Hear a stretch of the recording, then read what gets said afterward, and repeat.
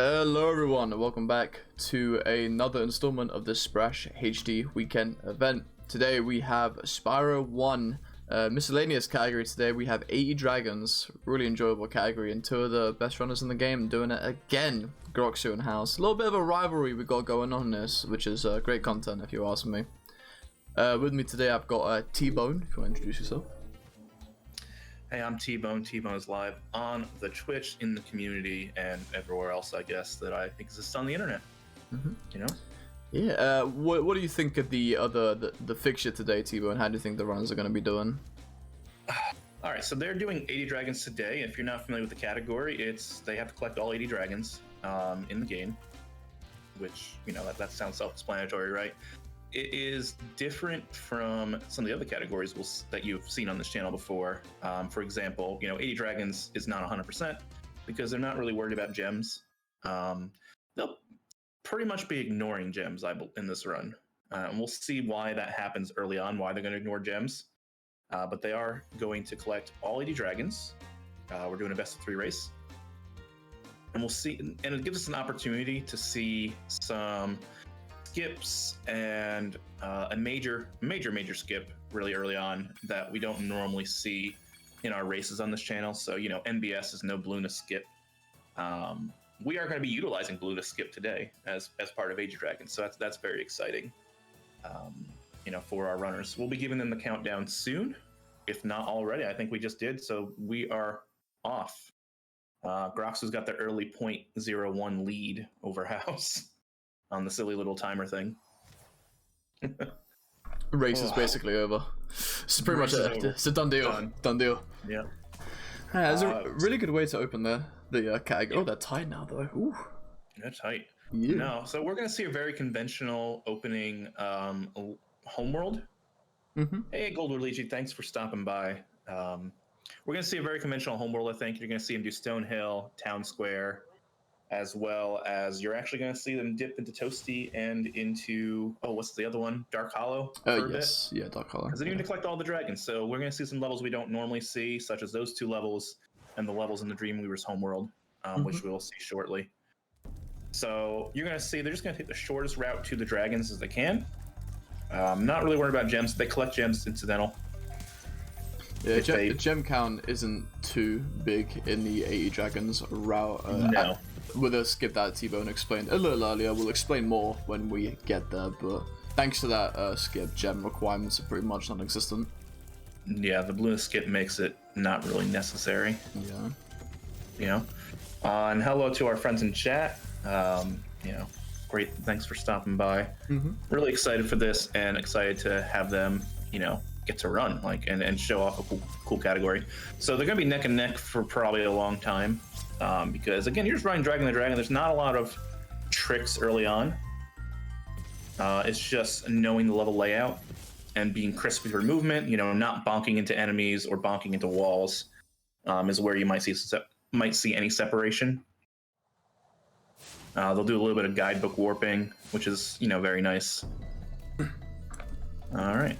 Yeah, the people who maybe don't know as far as too much guidebook warping is actually the fastest way to traverse between levels. Obviously, you have to be in the level to have it in your guidebook, but normally guidebooking back to the hub from a level is the quickest way of maneuvering. We'll see it after Town Square here. They'll guidebook back to the what is this? Artisan's homeworld? Yes, yeah, that's Artisans. Right. Names are hard. It's a little difficult with Spyro 1 too, because all of the levels are kind of tucked in their own corners of the map. You have to go through like these hallways. So guidebooking is normally the best course of action. Yep. But nice thing about what they're doing right now is they're going to be side by side for hopefully a long time, but especially early on before they try the Bloona skip trick, which we will see probably in about 3 to 4 minutes from now. Maybe a little bit longer. Yeah, cool. There was Fairy Proxy again. You love that. Love the Fairy Proxy.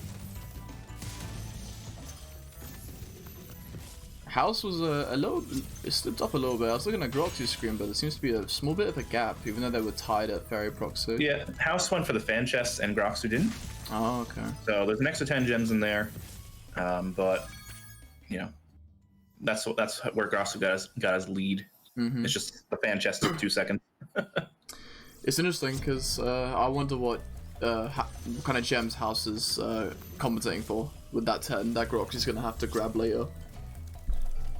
Yeah, luckily the gem requirement is not there, so you know. Wait, why did House get the fan chest then? Oh, Habit? I don't know. maybe. Or maybe he knows something Maybe. we don't. Yeah. Ooh. Ooh. We'll see. I haven't had a chance to look at 80 Dragons recently, so there might be some new tech in the route that I'm not aware of, and if so, we'll all experience it together. Yeah. Oh, also on that, Groxu I think is using the newest tech, and also Groxu was doing a bit of derusting, I believe yesterday, and the man was actually on record pace on that derust. Yeah. Yeah, derust. Yeah, derust by the way. Yeah, House Sure. changed the pink just to make you all uncomfortable. Yeah. I think it's part of his mind games to throw off Groxu. It's a new know. man. It was a bit of a shock. I was punching it into the overlay. I was like, "Your house is blue, right?" Of course. He was like, "No, I'm not." No, he's not. Yeah, we took a moment. But I think today we actually might see PBs, if not a record, if Groxu plays on top of his game. Obviously, a best of 3, the potential for 3 races. I reckon if Groxu has a good run, we might be seeing, or House even, a PB or a world record today. Right. We'll see a lot of we'll see sometime definitely difference in this coming up in Peacekeepers when they do the Balloonist skip. And if you're not familiar with the Artisan's Homeworld, you may be wondering why I didn't guidebook out of Dark Hollow. The reason being is you have to exit through 1 Warwind in order to unlock Toasty, the boss level of the Artisan's Homeworld. It's just a boss requirement for whatever reason. It is what it is, you know. Do we have any mods in chat? Oh yeah, I'll get that. Yeah, please do not click that link, whatever that is. You know, would appreciate that. It's a little difficult because removing link privileges just means people can't post clips, and it's a little rough. Oh no, we want people to post clips. We just don't want spam links that could be harmful. You know. Right. So mods gotta be vigilant. I'll be keeping an eye on the chat, so it's no problem. Of course. Plus, we always want to go with the chat. So yeah, they're in Toasty now, as I was saying. House takes a bit of damn. These dogs.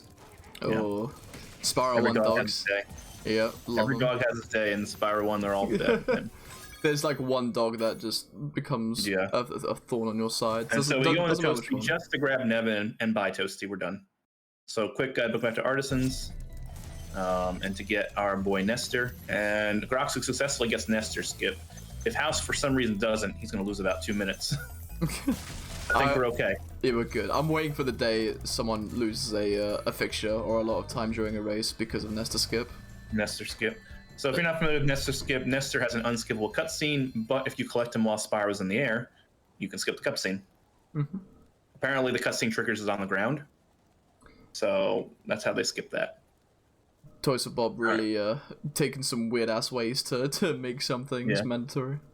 So now we're going to start Balloonist skip just as they enter the level. And so Balloonist skip is a skip that allows there's two components. There's 3 components to it. First is what's called the Ascension here, where they're going to glide into the wall that you see Groxu trying to set up, and looks like he's got it. Where they're going to just ascend up to the top. You can see they're kind of teleporting up, and once they get to the top of the level, they are going to run out of bounds. But we're going to sit here for about a minute or so to watch them ascend. So it's just a really nice sight. You know, just both fun. It's a nice break for us right here, 4 minutes in, right? Yeah. It's a stressful job. Stressful job. You know, we need our breaks. I did want to shout out that Cookie Navel did subscribe to the channel, which is great. You know, it is September. Not that if you want the one emote on the channel, if you want in the future for us to have future emotes, you can subscribe. It's $4 instead of $5 this month. Plus tax or whatever. Yeah, subs are greatly appreciated. There is the emote there that Cookie and I are showing off. Subs are appreciated. You know, the more subs we get, the more we can invest in the channel. The money that will be raised through subs and bits and donations and what have you will be directly put back into the channel once we believe that the channel can. All right, so Groxu and Dr. House are both doing this blind out of bounds thing, where they have to run pretty much blind. You can see there's all this geometry, and there's a very, very I thought intricate Groxy path. clipped back and bounced for a I second. thought it got came back in worried. level 2, but he didn't. What they are looking for is there is a developer portal. Oh, House out of got bounds it. Here. Oh, House got it. nice. And Groxu got it. Very nice. I'm really glad they did that. Yeah. And it's the developer portal that was left in by the developers so that they can warp between levels. And I'm really excited that they both got it. So let's get some hype in chat for that. Yes, love First that. try. This is gonna be a tight race now. This is gonna be a Ooh. tight race. So we did have a contingency plan in place where if they failed this, they could use free flight to go get it. So we're not doing it forever, but I'm really happy that they were able to get it right there. So that's crazy. yeah, that's really sick. Yep. Now that they've done that, they can actually maneuver across. All So the it should be a hub very boards. tight race. You can see now we're in Nasty's world, right? So the balloonist skips all the balloonist requirements because if in MBS and in 100%, you have these gates here where you have to collect so many dragons, so many dragon eggs, so many gems. Now they don't have to. And they're going to pretty much do the levels in reverse order of what you expect. So we're going to do Nasty's world first, and then they're going to go back, I think, to Dreamweavers. I think they go back in order. They might have a different order. Last time I checked, we go back in reverse order and finish with Peacekeepers. It might be preference because I don't really see any kind of like. I think it's just Yeah, that might maybe be for menu runner's time. preference. Oh, they're doing this trick. So this was actually found by Groxu recently. Really cool bit of terrain. Oh, House missed this sadly. Groxu might get it. Let's see. No, Groxu didn't get it either. They both played it safe. But Groxu, I believe, found that recently. There's a small bit of terrain that you can actually stand on, and you can just wrap around that small little obstacle there. Really cool trick. And then they'll actually be doing a wall glide here to get to EOL. Been showcased quite a bit on the Splash channel, but really cool to see always. We love the out of bounds trick. It's good. Oh, House. That's Oh rough. no, that is huge. If Groxu doesn't make any mistakes, that's it. That's the race right there. Yeah, that's a big mistake right there. Yeah, we'll see how the runners are feeling with it, but that's tough. But he's gonna have to go ahead. Groxu now has to get the rest of the dragons. The out of bounds is a little bit different because they're keeping a glide over here instead. All right, House is To get the fine. dragon that he missed, which Groxu does. Groxu's gonna take a slight lead coming out of that level. Yeah, I think maybe 15 seconds out of that.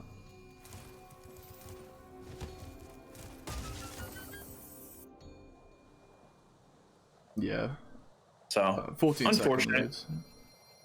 And like in Dark Hollow, they have to step to the Whirlwind in both of these levels to open up the next dragon mouth thing. So you have to step in the Whirlwind to open up Twilight Harbor, and then step in the Whirlwind to open up Nasty, which I don't think they need to go into Nasty. So I is think that part of the run? I think they do because they need to get the dragon you get for being nasty. Oh, you're right. So we don't need to think go you're into right loot. Loot is just completely removed. Yeah, they'll No, just they don't be- need to go in the loot. Yeah, they'll Otherwise, just it'd be be a powering category. through there. Yeah, I think the only category that actually requires loot is Anyway, as we're starting a sub train here, thanks to Green Cell and myself for Yo. subscribing, Oh my god. and we have started a hype train. Oh, And geez. It's Me Weasel Gaming is also subbed. So Yo, thank you guys for the love. I need to set up notifications on the stream, like sort of I'm being the alerts. notifications for now. So yeah, if you sub, I'll Okay. shout you out instead of the notifications. We don't have them right now. Yeah, But yeah, we got a hype train, so that's awesome. nice. Thank you guys so Go much ahead for and that show love. off the Sprash love in the Yeah. channel. Oh, thank you guys. Those founders badges, my god. Right, Founders badges are forever. That's true. Forever be a staple name in the channel. Yep. Alright, Groxu and House Alright. hitting the supercharge. Basically perfect. First try. Love to And see. Groxu did get the fly and skip. We kind of got distracted by the subs, but Ooh. Groxu went for fly and skip for Nest, and he did successfully get it. We're gonna see House try the same thing here. Oh. Not quite. Fly and skip, So- for those who don't know, is by pausing on the same frame you hit the load zone, you're classified as in the level, so you can quit the game and load into the level instantly. Skips out on the load, which is RTA time save, and skips out on the loadless timer because it starts ticking before Spyro can move, so you save about 4 or 5 seconds off that. Yeah. All right, let's see. Oh, Groxu looks pretty okay. Sometimes runners do miss Nasty in the first cycle, Yeah. especially if you're like trying to get gems, which you see Groxu is trying to get a few gems here. I think they still have to meet the Peacekeepers requirement of 1200. That would be my guess. Ooh. And House just not having good luck on this first run. He missed the Thief Key, so he's going to restart the level instead of chasing the Thief around because it's faster, on loadless. Yeah.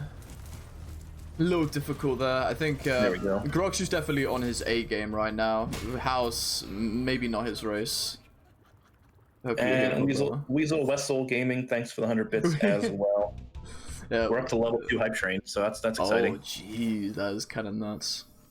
So anyone in the hype train will get a exclusive sub emote from Twitch Ooh. as one of their hype train emotes. Yeah. Oh, there we go. Oh wow. Halo Boy just gifted 5 subs. What a guy. Oh my god, Halo Boy. Jeez. Guys, you don't really have to, but thank you. Yeah, but subs aren't mandatory, that they never will be, but we obviously appreciate the love. Yeah. Thank you, We don't guys. want to like talk about him too much, but you know, we do have the hype train coming up. Yeah. We're not going to like be the type of people who talk about it constantly all stream, Yeah, other than the shout people out who do it. So thank you. of course. Let's just talk about how much money we can make off the stream. To Right? hell with the races. We don't need them. I mean, just to be transparent, so Logic has talked about it on our Discord, is that he needs to recoup the costs for the channel, which is spending money on the art and the emotes. And then in the future, probably buying more emotes if we unlock emote slots. Mhm. And in the future, charity and perhaps prizes as well, you know, Yes. depending on how the community goes. Just so you all are aware, House rescuing Magnus, our guy. We'll definitely be holding like very small tournament. Oh, House didn't get Magnus skip. Oh, Oh no. that's rough. So that follows the same trick as Nesta in Hub 1, you have to jump. But the angle that we spawn at, we spawn behind him, and his wing can actually kind of clip you and stop you from jumping up. And that's what happened to House right there, meaning he hit the ground early and hit the trigger for the cutscene. That's rough. Gift subs don't get the founder badge, so Yeah, there's probably a couple founder badges left. might be a few. I don't know how Yeah. many there are. I think it's 10. There's But- 10 founder badges, and gift Yeah. subs don't get them. Yeah. You have to actually buy the sub to get a founder badge. So, I'm sure your people you gift to appreciate them, but they don't get the founder badge unless they pay the sub forward. They get a really cool emote though. They do get a really cool emote. I do love this emote. This Crash and Spyro and the heart. The emotes for the channel will be Spyro and Crash themed. The perfect scenario is we're gonna have Crash and Spyro in every emote, but that depends on how it will look in the end. Yep. Grass is always slightly out of sync. I mean, it happens, I guess. Is it? Oh, I love that when that happens with those. Oh, flying skip again. Fly and skip again. Groxo is just dominating Yo, right now. I won't lie to you. Groxy's on a pretty good run right now. I'm gonna check this with his PBO record. This is pretty good. He has the world record, right? I think House does. House does? I think so. Are we on world record watch here? I think we might be. That would be something. That like first run record would be kind of nuts. Like I won't lie to you. I don't know. Let's pull up speedrun.com, see where we're at.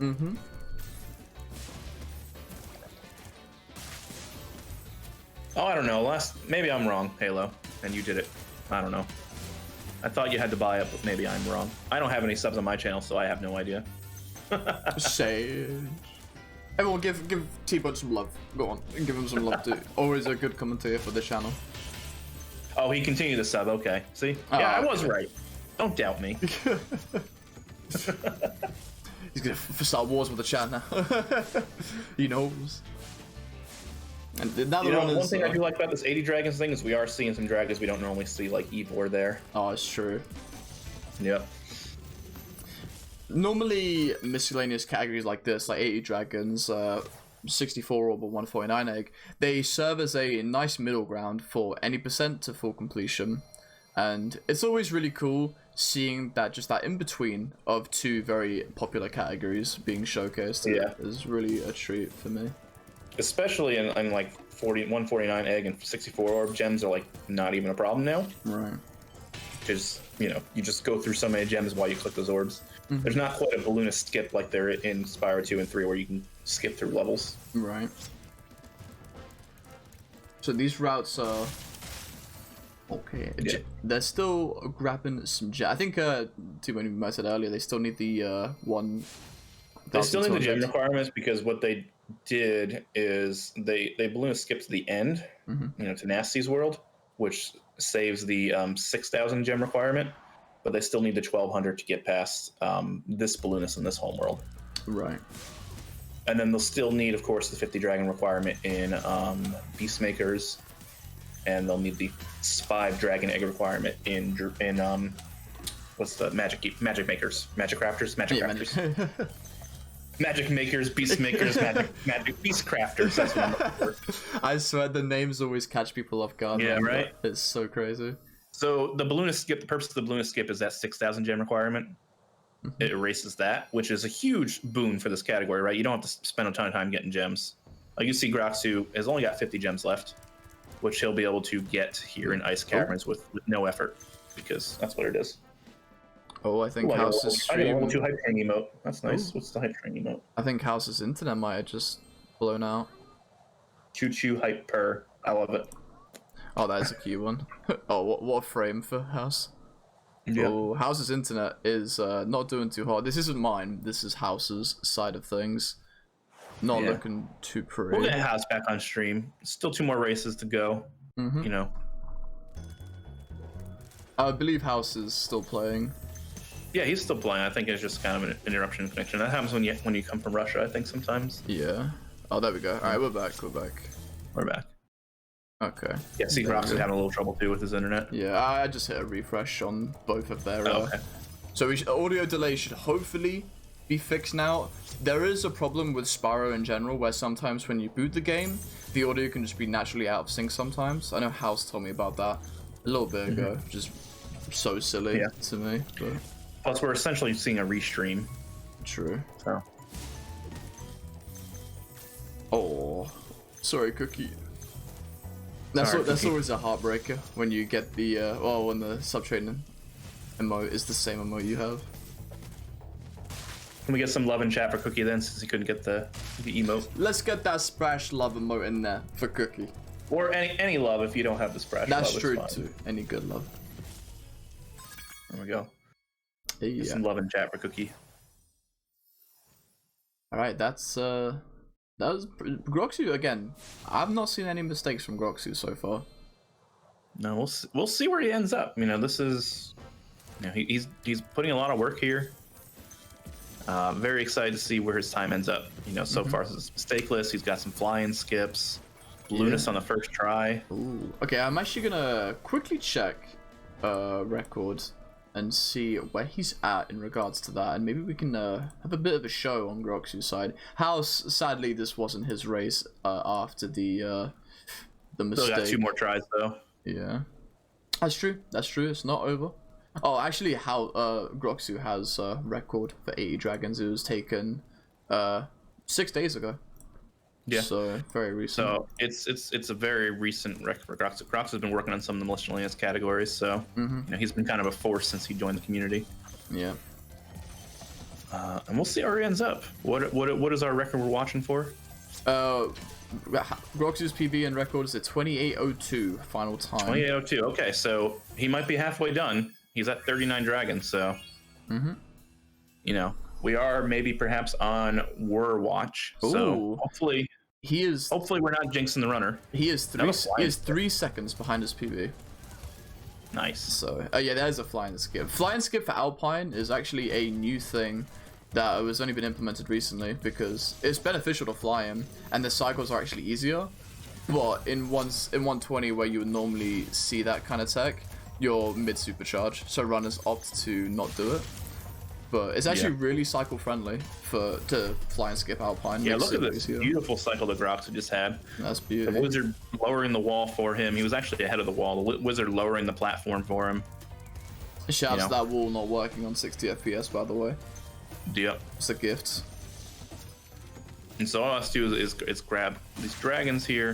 You can see, not even worried about gems anymore. Oh. That's a blind jump. Oh no. Yeah, that was dodgy. That was a risky blind jump. We both saw it, and it was just. It's not going to lose a lot of time, because likely he just collected that dragon, but it will lose, you know. Yeah. Might not be good for the mentality as well. He had good momentum, and I think that might like knock him off a bit. So that's disappointing, but it's not the end of the world here. You know.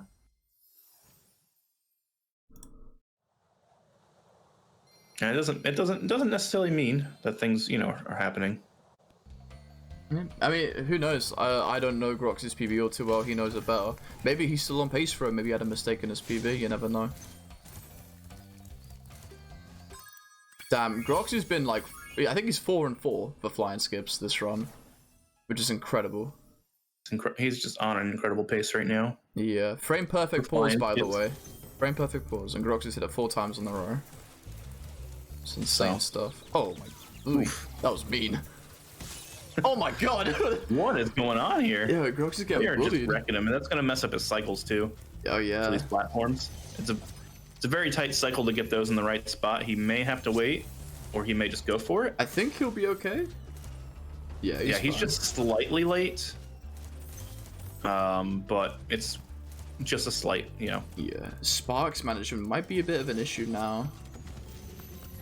Gems aren't that important, I guess, but the fear of No, maybe you just don't getting want to take hits. I mean, yeah, it's just the fear of getting swiped out of nowhere and dying in an unfortunate spot is kind of in play now. yeah. But luckily, that's the last dragon in that level, so he doesn't have to go through the Spider Cave or anything like that. Mm-hmm. And we'll see how he was on the same cycle, so he had to go around the platform there on the right that you saw Groxu just kind of charge through. Going But around that option platform, has to make up a little bit of time if he doesn't die. that's true. Going around on that platform isn't that bad, honestly. The only cycle you hate to miss is when the wizard lifts the wall up, which I think is in 80 Dragons. I think it's kind of hard to go on the bad cycle like that. Yeah, luckily, since you're not doing all the gem collection in A Dragon, it's just kind of like, hey, you just go for it. Right. So. Okay. Again, Groxu is still looking very, very good right now. Yeah. We'll see if we can see a thing going on here.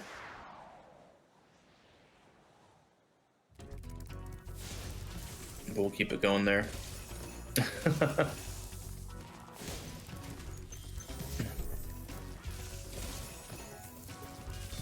So let's see. I think we'll see Groxu maybe use some supercharged strats to collect a dragon. I believe so. Yeah, I believe so. He should just go up Lucas Hill. I think Right? he's. Yes, Let's he see. is. Yeah, Okay. he's gonna go straight for Lucas Hill. Oh. Oh, not quite. That's a tough one. You have to get on the wall and have the wall slow you down without bonking into it. We'll see if House can do it when he gets to this level. The dream scenario is you hit Lucas during your supercharge, so you just Damn. never have a moment without it. Yeah, and it's something you see it in all categories too. That Lucas Hill strat. So if you've been on this channel before, you've probably seen it successfully. You've seen what happened to Groxu too. It just happens. Yep. I think that strat was showcased in the 80% MBS race, and I think James hit it first try, which was cool. It's nice that we're able to show off tricks that maybe classic 120 viewers maybe won't know about. Nice to kind of show the spice of the game, showing different things. So we're gonna see Groxu confront Blowhard, but he's not going to fight Blowhard. Well, I guess I'll fight Blowhard for one cycle. Yeah. There's only one in Blowhard. The thing is with bosses is that you kind of just can ignore them. The only boss you actually need to defeat is the Otto. Alright, Grox is on no sparks, so I'm a little worried now.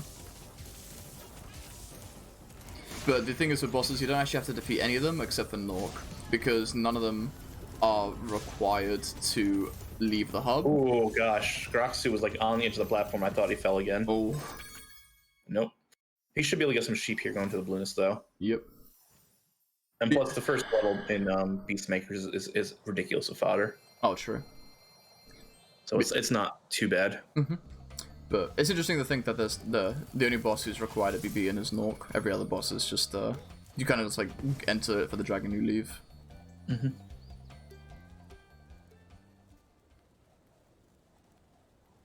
Which is a far cry from like MBS, where you do fight a few bosses in MBS, but you don't fight all of them. Like you never see Toasty, you don't fight Dr. Shamp. I guess you do fight Blowhard and Metalhead. Ooh. And you fight Jox too. Yeah. Alright, Groxu is 27 behind his PB now, so maybe Groxu, like those mistakes that Groxu had were kind of caught up to him. Let's see. House could not get Lucas Hill either. Oh. still, who knows? Maybe he does, still get that PB. We'll see how his late game is. Yeah, 27 seconds behind. I think he's got a good bit to go with the category, so there's maybe some wiggle room, but we'll have to wait and see. I think it's actually pretty amusing that the loadless time is almost half of the RTA time. The RTA time is 43 minutes, and Groxus... What's amusing to me is their loadless time is pretty much identical, even though they're in different parts of the Oh game. yeah, oh my god, you're right, they've gone through like different loads too. Oh jeez. When they were both just doing the last loading screens, they were on the same second, 1858. Ooh. Or 1850, sorry. That's what it was. So that was kind of funny.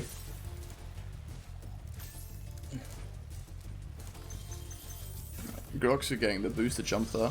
That booster jump is like deceptively hard, but if you get too close, you actually don't make it. So there's a bit of distance you have to work with there. Alright. Besides the some silliness in partway through oh, I forgot the hub too. Oh, house. Those just skipping the platforms. I like that. Ooh, clean. That's the kind of movement the house is going to have to employ to maybe give it back to Groxu, because that mistake from Groxu definitely knocked him back a bit. Maybe his momentum is a bit taken away. Never mind. That's another flying skip from Groxu. 5 for 5 in flying skips. That's legendary insane. flying skip pace here. Just to remind the people in chat, that's a frame perfect trick, and I believe Grox is playing at 50 FPS. And the man's hit it 5 times in a row. Which is absurd. Just an absurd pace there on those. Like, and we're talking about him being a couple seconds behind. That's seconds he got back. Yep. But he was 27 behind his PB entering Beastmakers. Maybe his pace is I mean, flying skips in general. Flying skips are definitely like time save. I don't know how many flying skips he has in his word, but but we are going to see probably the hardest part of the run come up for Groxu. He's going to have to go through Guantanamo Bay. Oh yeah. Time for fun. Love that little slide skip there. We'll see. Sometimes these enemies. Ooh, nice dodge there. Oh wow, making Guantanamo look easy. And risking Damon. The positioning of those fogs there were a little it's like a trap set up for him. He couldn't be on the floor for long, but he made it work. And Dr. House, some smart platforming there to just avoid all the enemies. Don't even bother with them. Mm-hmm. So, still lots of good thing to see on Dr. House's screen, even though he is behind. So, definitely take your opportunity to look at both screens when you can. Oh yeah. There's some downtime. Look at the other runner, because House is behind, but he's not behind because he's a bad runner. Yeah.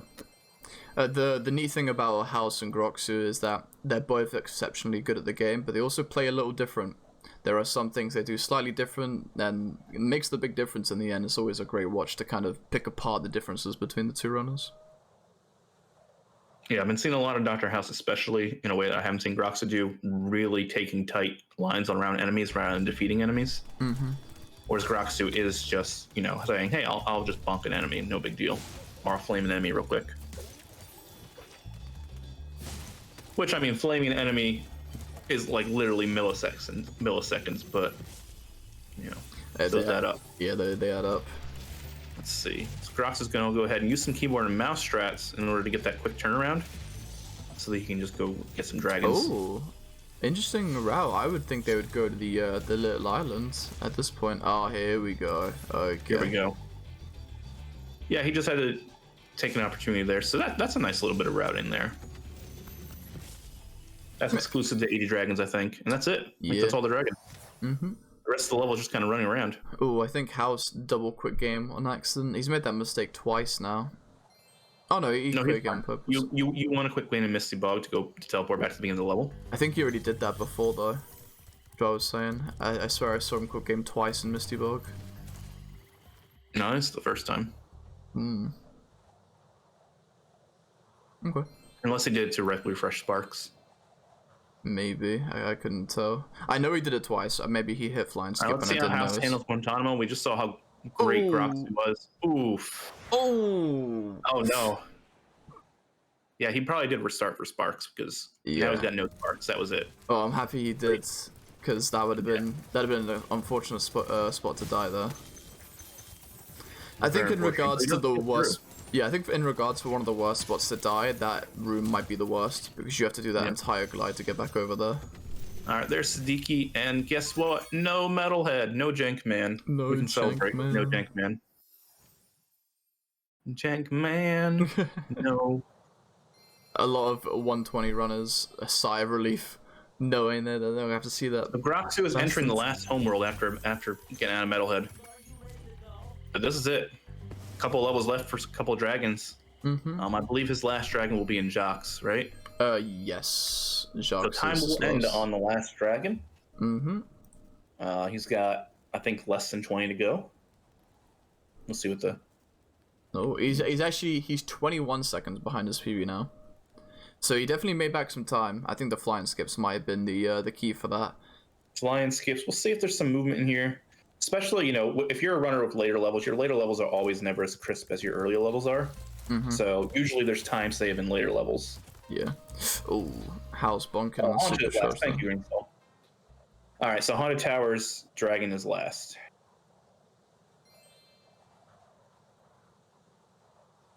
So we'll be watching out for that. Groxu only has, 15 or so to go, I think it was.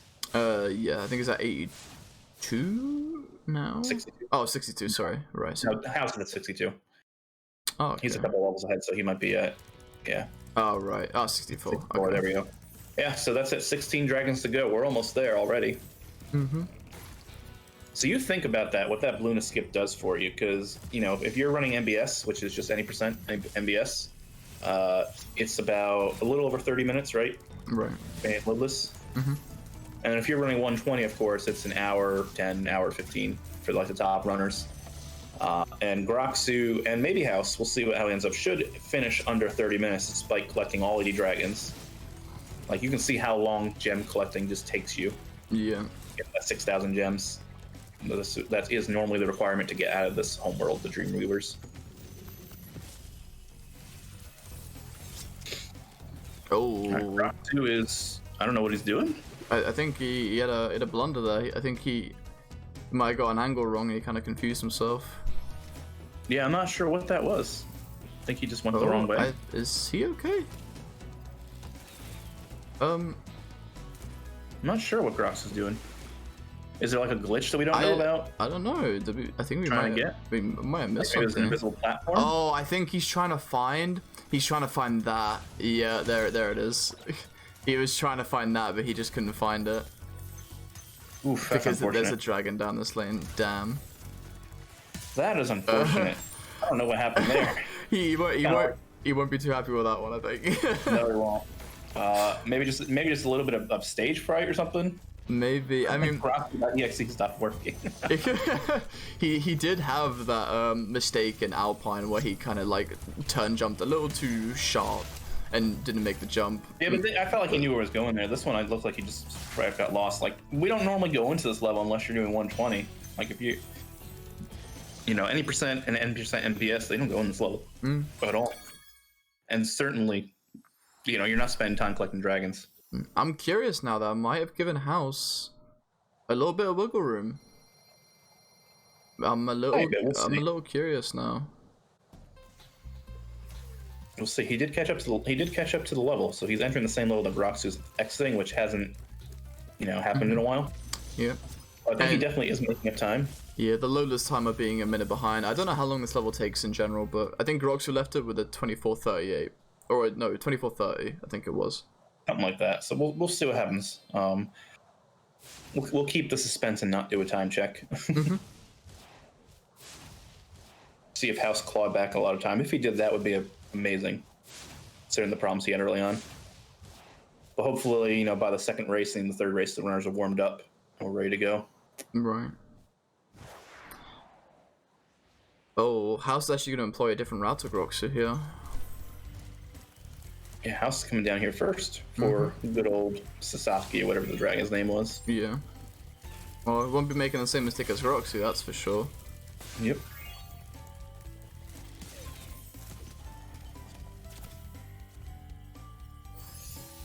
Apara. Good old Apara. Mm-hmm.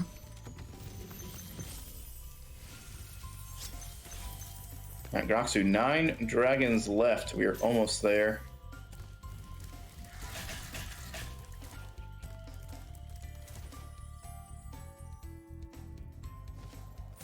Ooh, I actually, upon review, I think Groxu's route was actually better than House's for Haunted. House seems to be traversing more than Groxu did. Yeah, some might just be like, you know, Groxu was trying a new route, and that's why he got lost. Yeah. Yeah. Let's see, eight dragons to go for Groxu. There's a couple more dragons in this level. We'll see a little bit of supercharging in. Boom, boom, boom, boom. We're getting closer and closer to a finish within the next 3 or 4 minutes. Mm-hmm. We Yeah, should see finishes on both sides. I think we should disqualify the runners for not taking the red spring chest. We'll have Assist. to see. Yeah, I mean, if House doesn't do Maybe, it, I maybe think. House will get it, and then House wins the race. Yeah, I think House wins if he gets the red spring chest. All right. That works for me. The, We've decreed it. the only red spring chest in the game, and Groxu's going to ignore it? No, no, no. No, no, no. We'll see what House does with it. All right, Groxu is confronting Jax. And by confronting, he's going to grab a couple dragons and leave. They just like turn the corner to There's see. 2 dragons in this level. Unlike Yeah. the other bosses, there's 2 dragons in this boss level. Mm-hmm. We'll be giving Jacques the corner stare before he leaves. It's like, not today. Oh, there goes the red spring chest. That was your chance to win, House. Yep. That was Who the just preview. declared you victory. What is going on here? Oh, No. he was too fast, I think. Yeah, he was too fast. Okay. Imagine being too fast in a speed game. So yeah, a true curse, honestly. Yep. Nothing's worse.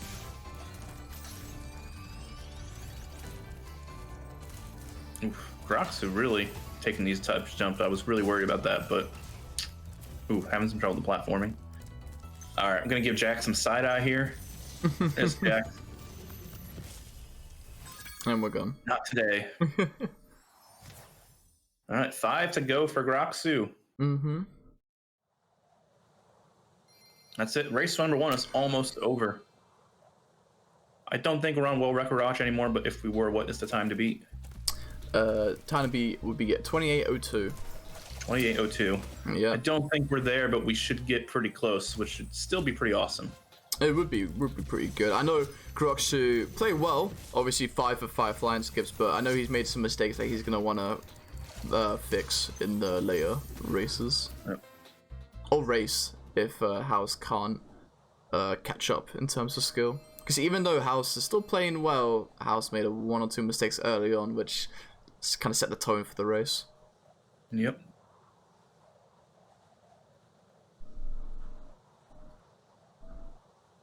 All right, Haunted Towers is the last level. It's got a very long loading screen too. Complex level. The Stonehill load. We're gonna puts to see shame. Dr. House give Jax a little side eye too, so that'll be exciting. I'm curious if any of the new superchargers that were found in 120 will be implemented. Or if they're kind Dr. of... House also too fast. He's got to wait for the platform.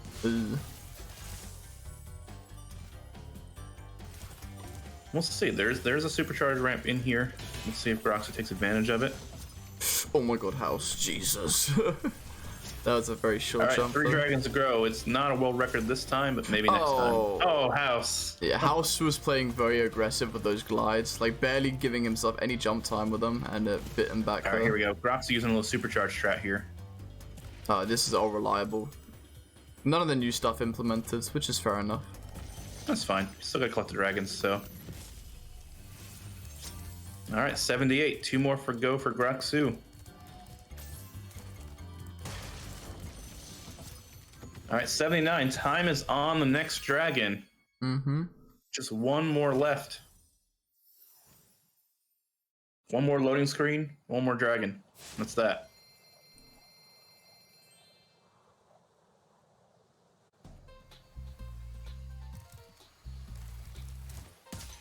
Oh, right. Look at the final obstacle. And that is, as soon as the dragon's collected, There you go. time 28:45 for Groxu. He will win race number 1. But let's give House our support as he finishes up race number 1. Mm-hmm. GG to Groxu. Not a bad race one from Groxu, but I can understand if he's going to be a little upset with himself for the blunders. There he is in chat. Yeah.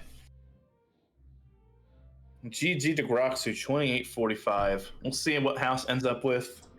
Shouldn't be too far behind him. Probably early 29. Mm-hmm. As House enters the penultimate level. Really the final level, but then you have to get 1 dragon in the homeworld.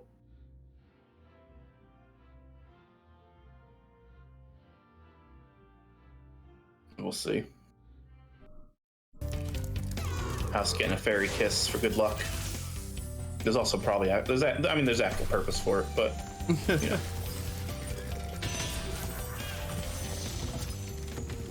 Estimate 29:36. Because we got to break that door.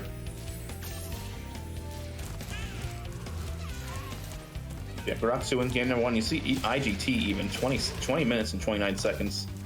Oh, Ooh. that's a bad bonk. House just having a little bit of trouble again.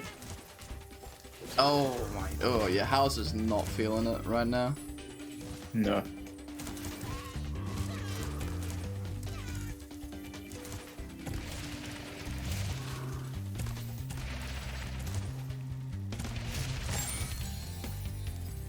It's all crumbling.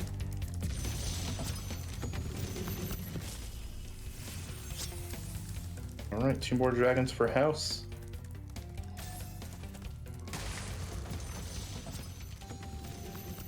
Right there, should be sub 30. He's going to exit the level right here.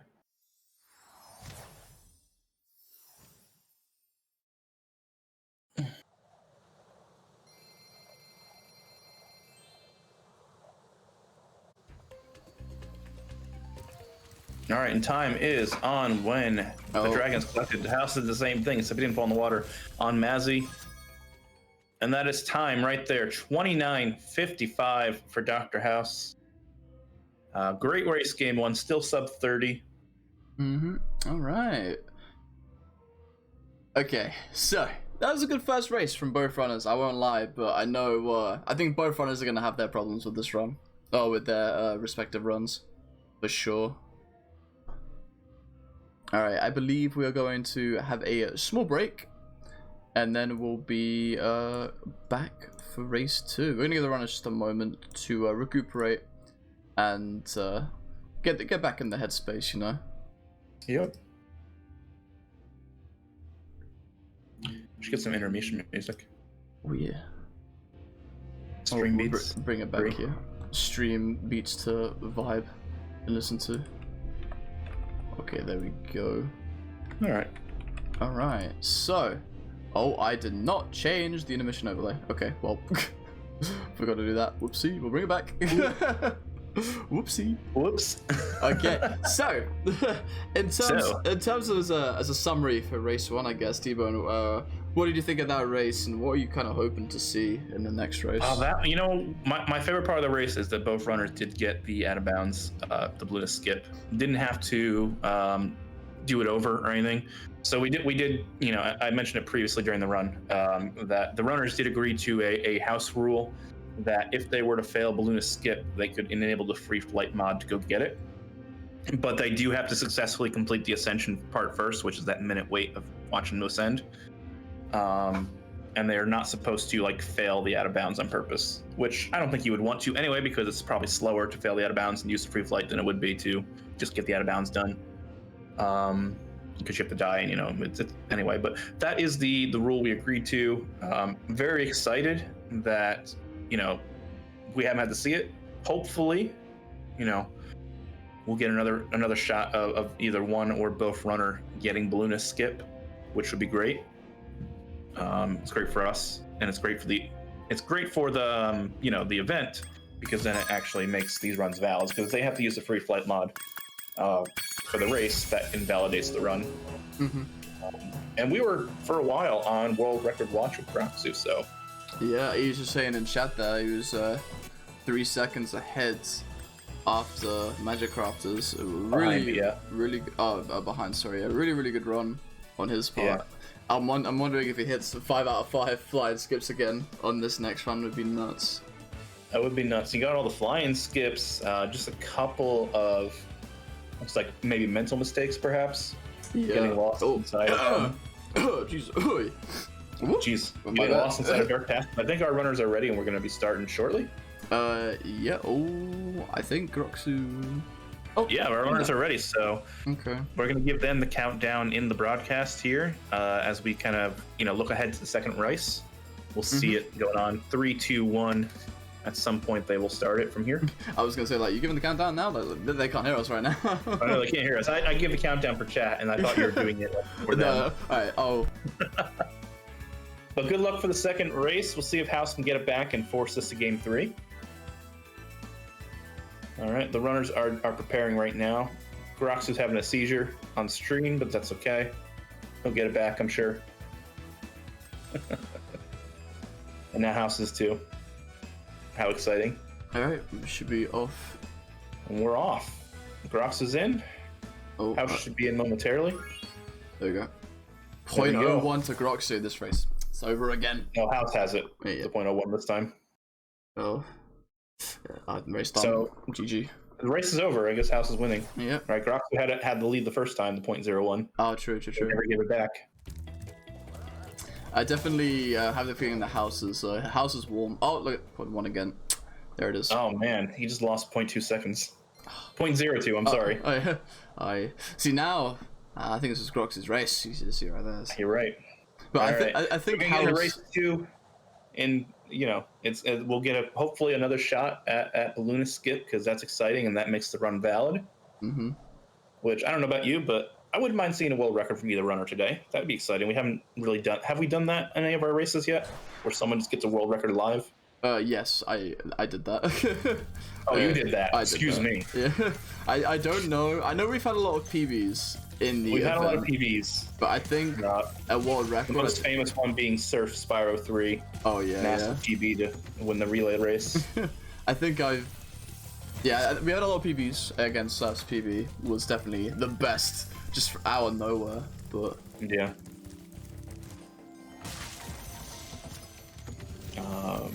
But yeah, so didn't quite get a side-by-side look this time like we had last time. Just didn't end up that way, but they're going to be very similar, hopefully.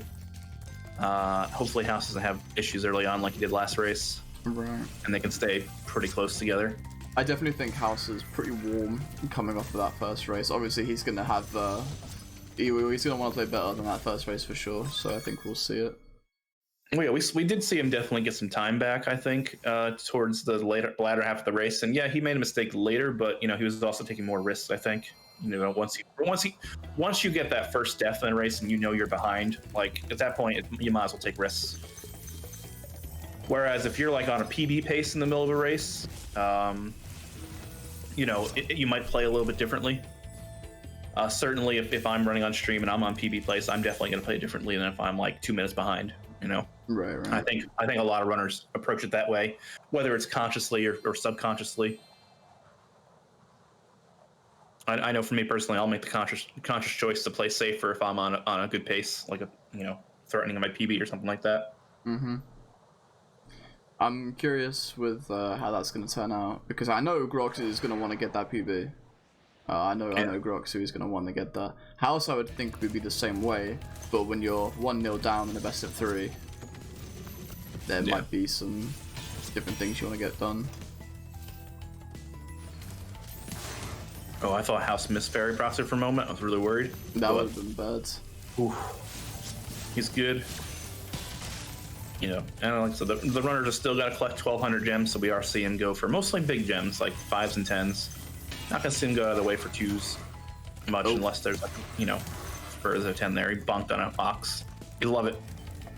They're supposed to be charged, but sometimes you bonk on them instead of beating them. Mm-hmm.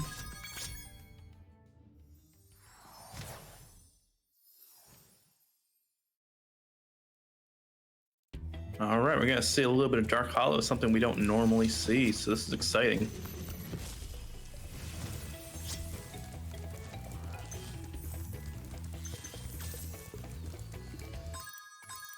Oh. Oh, okay. House for a fly and skip for Dark Hollow. That was interesting. I hadn't seen that utilized. I couldn't tell if that was a fly and skip for the boys or if there's actually some strategic advantage from that. I mean, there's definitely a fly-in in Dark Hollow. You're gonna see it right here on Grox's stream right now. It's a small fly-in, but you know, the timer is running before you get control of Spyro. I think it's the same with the fly and skip though. This is like a half a second delay to when you can move to when the time starts. I mean, you can fly and skip on most levels and save a minuscule amount of time. There's obviously some levels where the fly and skip saves more time than others. So maybe I would say most levels you could probably save time on the fly and skip, even if it's like, you know, a quarter of a second, a tenth of a second. You know, on some levels with when the flying is not that big. But you gotta remember, if you mess with the fly and skip once, you're already negating that time save. But maybe House is going for RTA record. You never know. Yeah. But you know, he is down game one, maybe just trying to get an early advantage too. You know, even if it is like maybe a half a second or a second, like that's huge early in the game, because you're basically running the same route at this point. You know. You know, and House is about 4 or 5 seconds behind. I think it's 7. Ogorox left with a 3 or 5. And it's like barely at 312, but yeah. So, you know, anything to get some sort of advantage.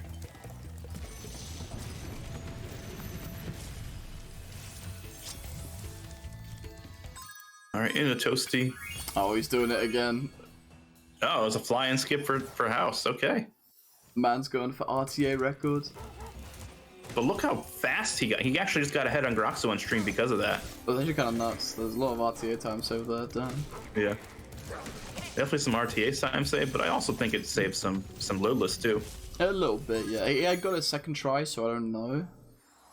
But there's fun for RTA. I know House is a very, very beefy PC, so most loads are going to be pretty much instantaneous after a fly and skip for him, compared to Grox, who maybe have to wait an extra second. Yeah. But we'll see. The fly and skip give House a second back, so. Ooh, actually, Grox's. I can't math. 8 seconds. House lost a second. In He was down to 9, then he went back to 8 because of movement. and now he was down by 7. He was down by 7 when they entered Toasty. He was when they got collected the dragon before Toasty. He was down by 9. Oh, okay. Also, the fly and skip. The movement, yeah, just the movement between Dark Hollow and Argus. Okay. Oh, All right, well, we're gonna see it here. House right away for the Ascension. So it is Ascension time. the best part of the run. Let's get it. Best part of the run. Let's take a break. This is our wellness break here. Get a stretch going. Oh, you know, yeah. get up from your chair. Maybe a little toe touch, just to stretch out your back. You know, you're sitting in a chair all day. I'm sure. Runners, commentators, chatters. Matter of fact, I'm gonna get that stretch on right now. Oh, Get that stretch on going. I'll get it going too.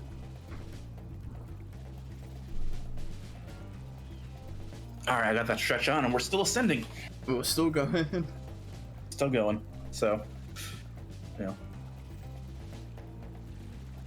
we'll see. This is the most exciting part of the run, because if they can get this out of bounds, Balloonist skip, then the run is valid.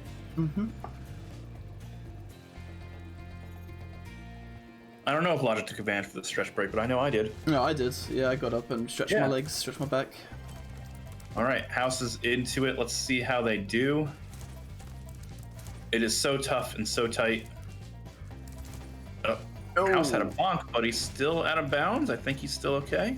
Groxu had a little bit of a weird one there too. Yeah, we're still going. Come on, guys, almost there. Oh, they both messed up like at the same time there, and they're both gonna be doing. Unfortunately, they have to do the free flight mod to get to the thing. Yep. This was know, this is a gentleman's agreement we made with them at the start of the run. This is perfectly valid. They can just restart the trick again without having to do the minute ascension. Yep. So unfortunately, we won't get a world record on this run.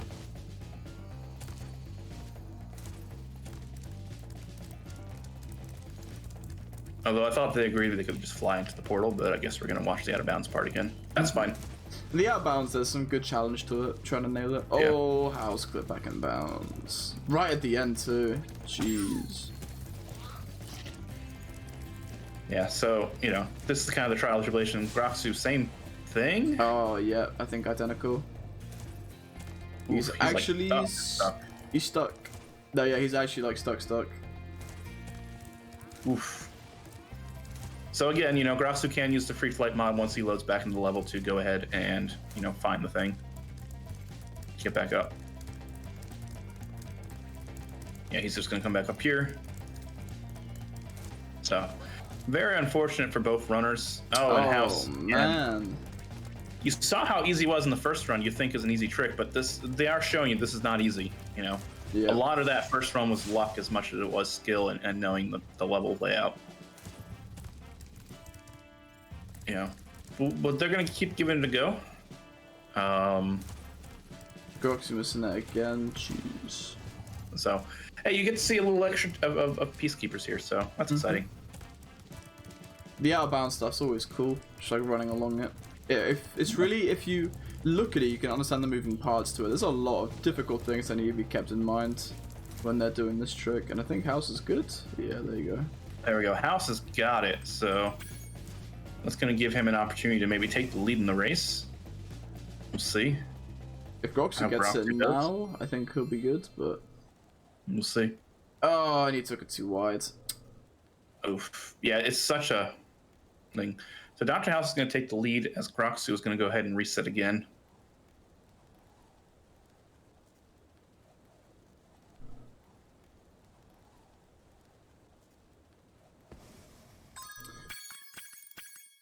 Well, we did say House definitely had the disadvantage last race with his start. This might be the deal sealed with this race. Groxu is not having a great time with it. Yeah.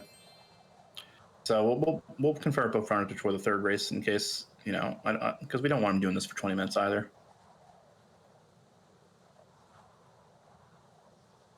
You can free flight and find the portal. Mm-hmm.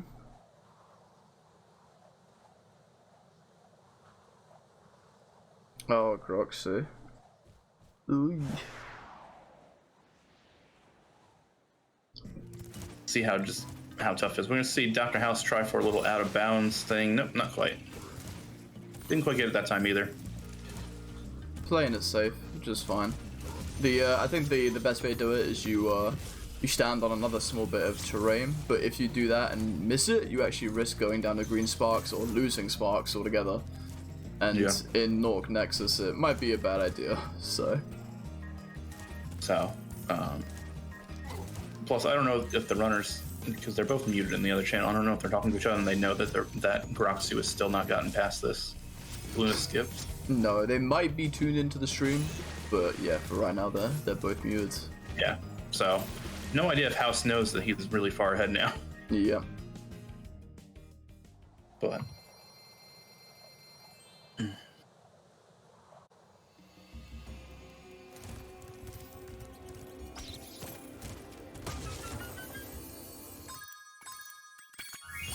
oh, there we go. I think Groxu got it. There we are. There we go. Oof, that was tough, but you know, Groxu does get it. He was going to be a couple minutes behind because of it. Almost 2 minutes. This is a tall mountain to climb now for Groxu. Oh, and his feed is dead. Oh, there he is in chat. Oh, I think he crashed. No, there's no way he crashed. There we go. Okay. Whew. Normally when Groxu tabs out, his game freezes up a little bit on his stream. Imagine doing all that just to have your game crash. Dr. House getting our guy Cletus. and then bumping into his ghost. You love to see it. Oh. Ooh, just a slowdown for no reason. Terrain really coming in to kind of tie House down so Groxu can catch up.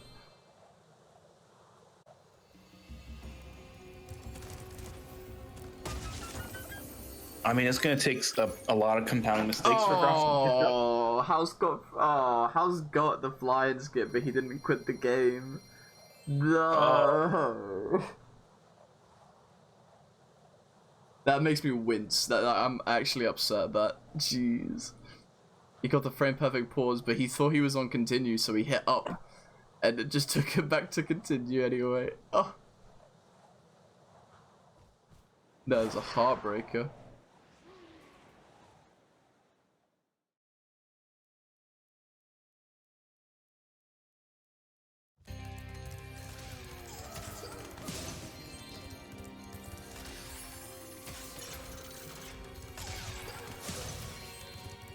Yeah, I think he suspected that his he suspected it was like on exit level, and it was already on a quick game.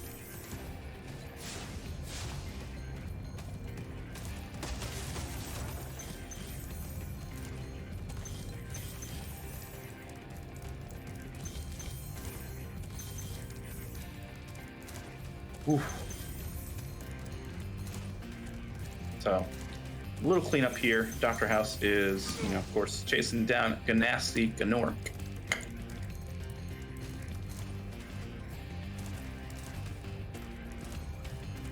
As Groxu's stream, I guess, has frozen up a little bit again. He might be typing in the chat again. There he is, yeah.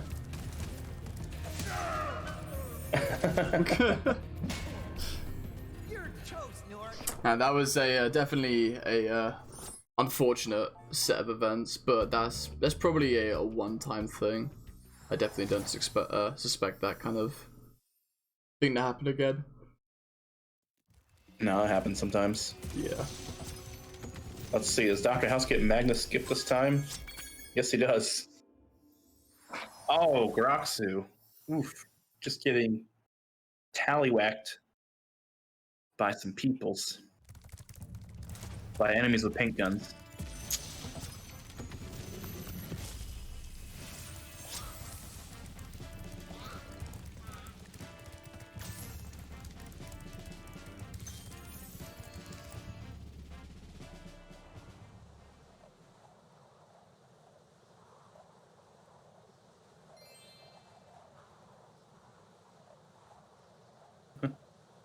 All right.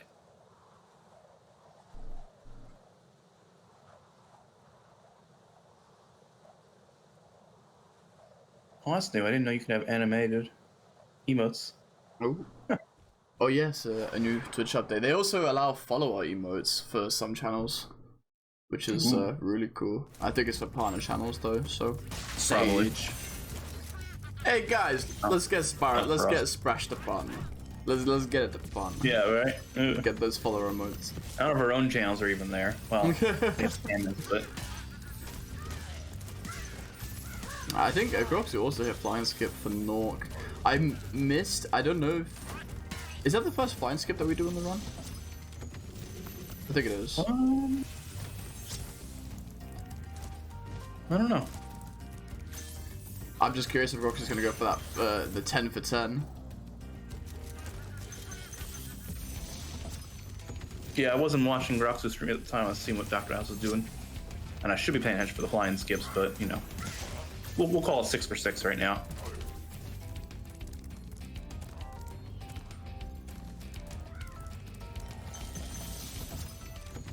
Oh, Twitch hates Sprash then. We don't have it, sadly. Nope. Again, Groxu is a high mountain to climb here, so I don't put it past him, but House is going to make a lot of blunders for the race to go back to an even playing field. No flying skip for House either.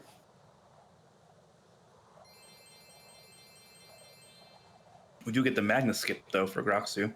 Oh yeah. House hit that in his in race 1. Yep. You gotta watch for these things, you know.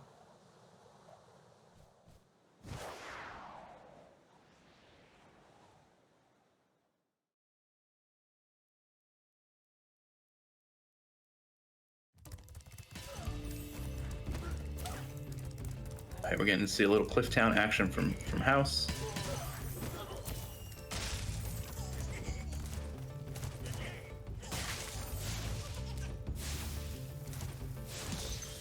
Which is almost like Clifftown and MBS, because you have the 1200 gem requirement.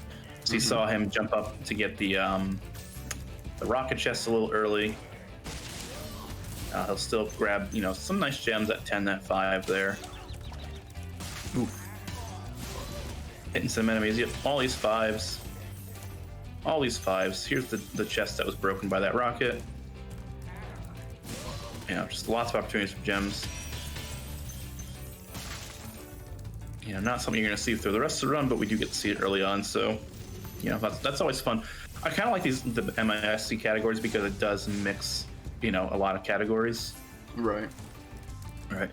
So like if and when we do a 64 orb, like you wouldn't normally see the speedways in 40 orb, but you do see a speedway in any percent, and you do obviously see the speedways in 100%. Yeah, like I mentioned earlier, I think the miscellaneous categories are a nice middle ground for the games, with any percent being the bare minimum and obviously the completion being the max. It's definitely a really sweet, like I said, a nice middle ground to see things you wouldn't see, or see things done different than you would see in max completion. And definitely, our community has taken an opportunity for different categories to come up with different strategies sometimes. So, this 80 Dragon run here, they don't do any of the speedways or the flight levels as they are in Spyro 1. So gem routing, little different. Instead of night flight, these guys are purposely collecting gems in Nasty's Nexus, Nork Nexus, whatever it's called. Another fly and skip for Groxu in the Clifftown. I think he's 7 for 7. Yeah, that would be the second one on the run. So I think he's 7 for 7 right now. Yeah. So absolutely insane with the fly-ins. But yeah, so if you're running MBS, you're not even collecting any gems in Nasty's Nexus or whatever the hell it's called, Nork's Nexus. Yeah, no. Too many good news for my mouth here. The names for the hubs, I swear, are like the worst part about Spyro 1. there's always like some like confusion with it, like people. It's rough. It can't be easy like Spyro 2 and 3. Yeah, what's the difference between Dream Makers and Magic Crafters? Or Dream Weavers, sorry. There it is. I'm telling you, man, there it is. It's Peacekeepers, and those artisans. Oh, Groxu, swag roll. Ooh. Artisans is definitely the best hub just because it's the easiest to remember.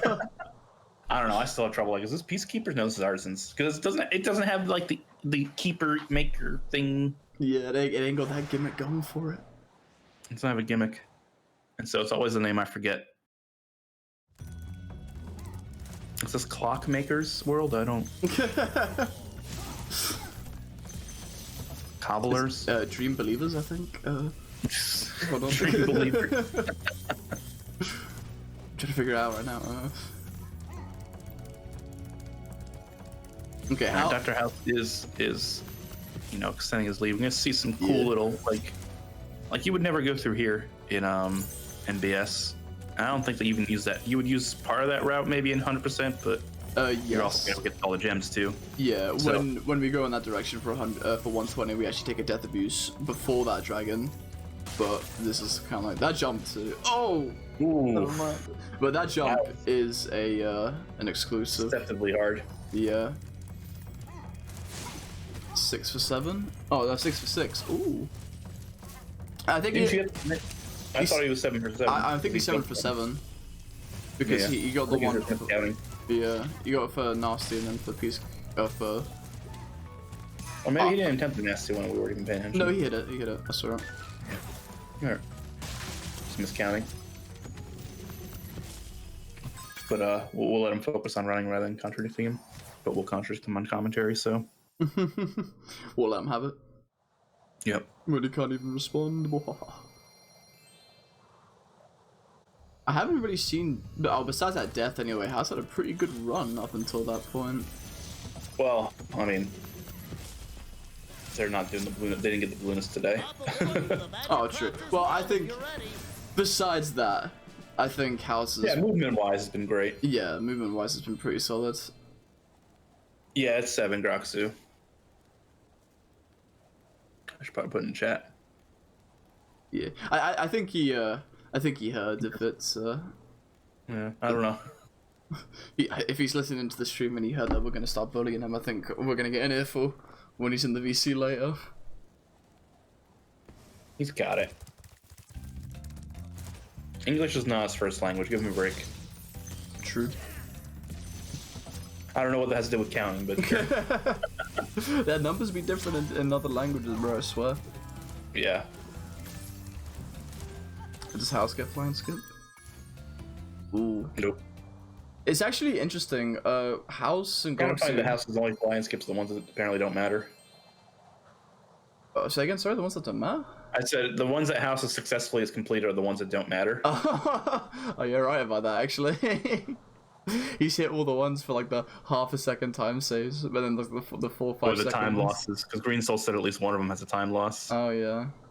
But it's actually interesting, they both have different flying skip setups. Groxu kind of comes at it from a diagonal, and House just walks at it, which is it's I interesting. think Groxu does the roll setup.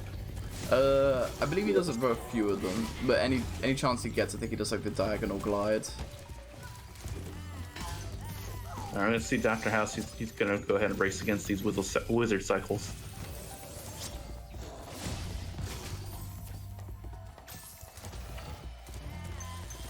So, let's see. Will he get across here? I think his cycle is a little bit different, yeah. Than we saw Groxu last time. But still not bad.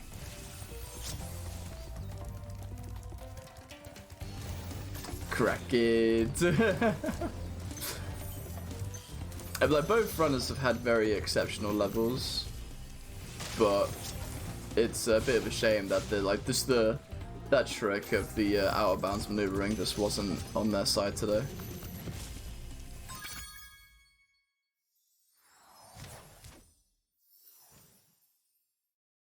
We'll see if House maintains the lead and wins the race. We might get an opportunity for some out of bounds on the first try in the third race. Oh, for sure.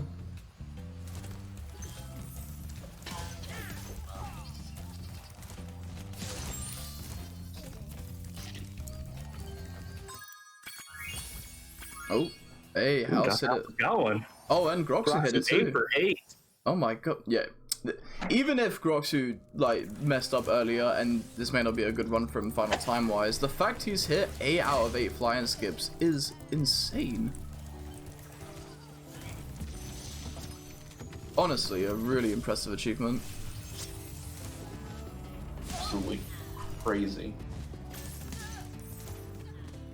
And we'll see. I think he's going to beat the cycle. Yeah, he's going to beat the cycles again. Look at that. The wizard's just going to lower the platform for him. Yeah. Boom.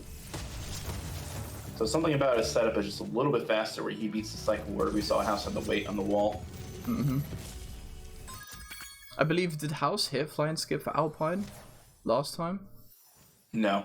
No, okay. It's definitely the I think it's a flying skip that changed the cycle. Oh, Groxu I think did it again. Oh no, Yeah. he's okay this time. Great. Okay, he's okay. Ooh. Jeez. Oh, he forgot he was on Oh, quick no. game. And grab a quick game instead of quick ice level.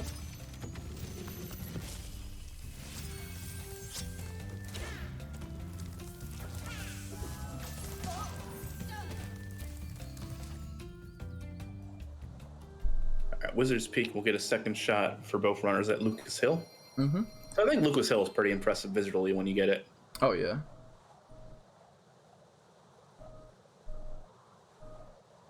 Uh-oh. Oh, everything alright? At least I'm not seeing the stream anymore. I'm seeing the other screen. Oh, yes. Hold on. Looks like the stream is still in K and Twitch though, so I'm just commentating blind at the moment. Oh, okay. Because Yeah, I am. you're showing me the transmission screen. I'm trying to There we go. tidy everything up for now, but yeah, I don't know if I'm gonna be able to sort that out. Dr. House though, look at this, Lucas Hill, Oh man. all the way. You love to see it. All right, hold on. Yeah, if you want to fix the screen real quick, go ahead. Yeah, there you go. That's fine. All right, Lucas Hill for Dr. House. What a great move. It was extremely impressive. I'm happy we were able to see it in this setting. Syngroxu, yep. Very nice on those wizard platforms. Those are deceptive sometimes because if they're moving away from you while you're trying to glide to them, you're gonna miss them. Oh yeah. Even if you're like above them, you'll miss them. But if they're moving towards you, it doesn't matter so much for your height. Like if they're moving towards you and you're a little bit lower, you'll like auto hover onto it anyway, Right. or the game will just kind of push you up into it. It's difficult because the auto hovers are actually kind of deceptive. Because They are. like Spyro 1's auto hovers are definitely a mixed opinion in the community. Sometimes they work, sometimes they just don't. So we'll see now. Dr. House takes these nice, tight. Yeah, look at that again, just on Blowhard's platforming. You love it. Not waiting, not worrying about the enemies, just going for it, you know?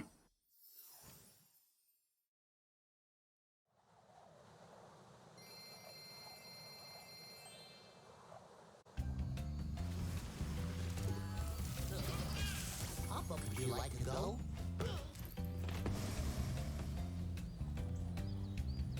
Hey, Gaffy.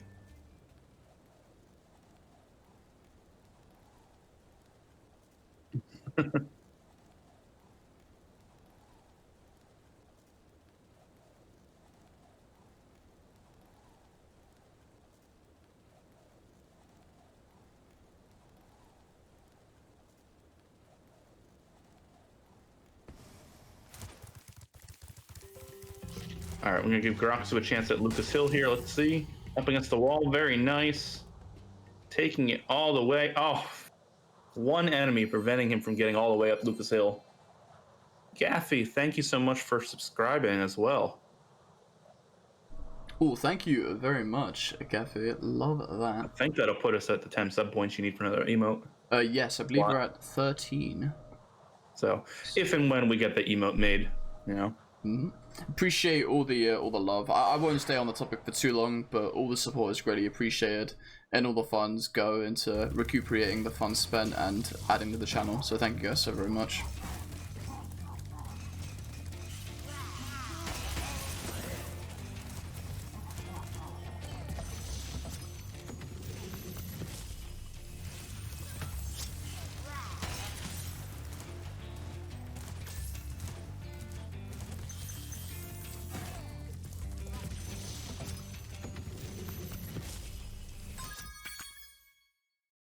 Yeah, Gaffy gets another founder's badge because the gift subs don't get him.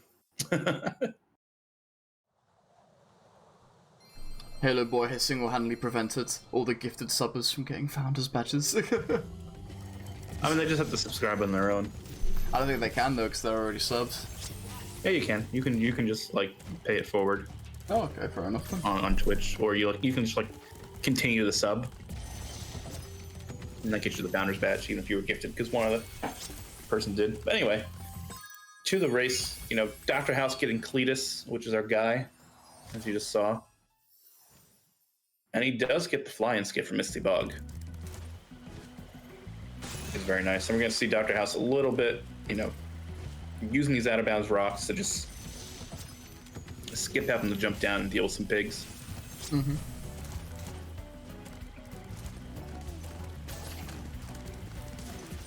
Very nice. And we'll see him. He's going to do a quick game here, if you didn't notice it in the last time they did it, just so he can warp back to the beginning of the level of Misty Bog.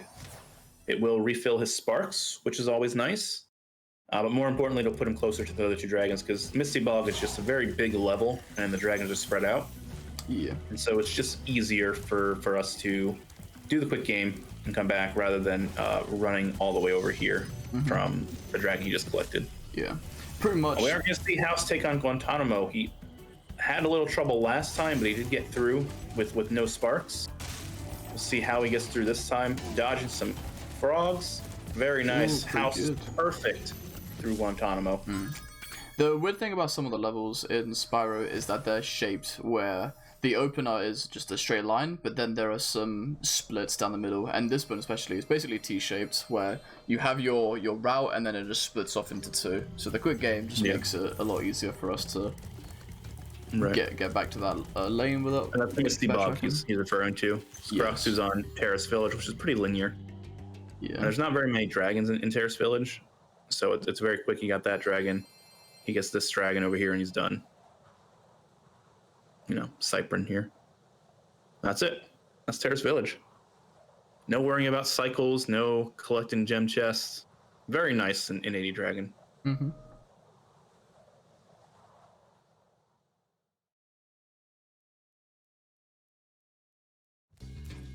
Oh, if you want, I'm still seeing your whole screen now Oh, on Discord. oh yeah. Oh, okay. I heard the dying sound effect, and I was a little worried that House had run off the cliff. No, it was, I think one of the enemies made the sound there. We're seeing House utilizing, you know, the supercharged strats to just get around real quickly, grab these dragons. You know, here's Lyle. And then using it once again, keyboard and mouse to make sure it gets the sharp enough turns. Uh-oh. Uh-oh. Oh. I don't think he's... No, okay. No, he got caught up on the scenery. He might have been okay with an auto flower, maybe. No, but- you need to have Spyro break both speed barriers in order to make it. Yeah, but the So auto there's flower one, like two. 4. Like I think his One I think his height was still okay. Maybe it's like a looked okay. No, I but- didn't think he had enough height anyway. I think if you don't get the second speed barrier before you go, you just gotta just bail out before you make the jump.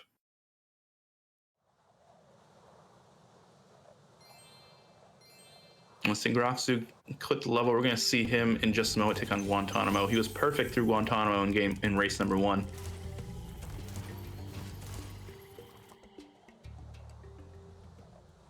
And so it'll be very interested to see if he maintains that perfection in here. Mm-hmm. Oof. And he's going to go into Guantanamo with the blue sparks. That is risky for sure. Because these enemies can just take you real fast. There's not much you can do about it sometimes. Let's see. Dodging some tongues. Very nice. Oh, no. Uh-oh. Uh-oh. Uh-oh. Oof. Getting Okay. knifed in the back, but he does get through just barely. Let's see how treacherous Guantanamo can be. He got slapped in the air with a tongue, and then he got knifed in the back. And and in Spyro 1, you don't really get any immunity frames. Yeah. You know, we do some damage abusing in Spyro 2 and 3 occasionally to take advantage of the immunity frames. It doesn't really exist in Spyro 1. It does. It doesn't exist with the enemies, but 8. Is that 8 for 8 or 9 for 9 for Groxuna? But it exists in Spyro 1. We I use think it. they're 9 for 9. I think the last one is Ooh.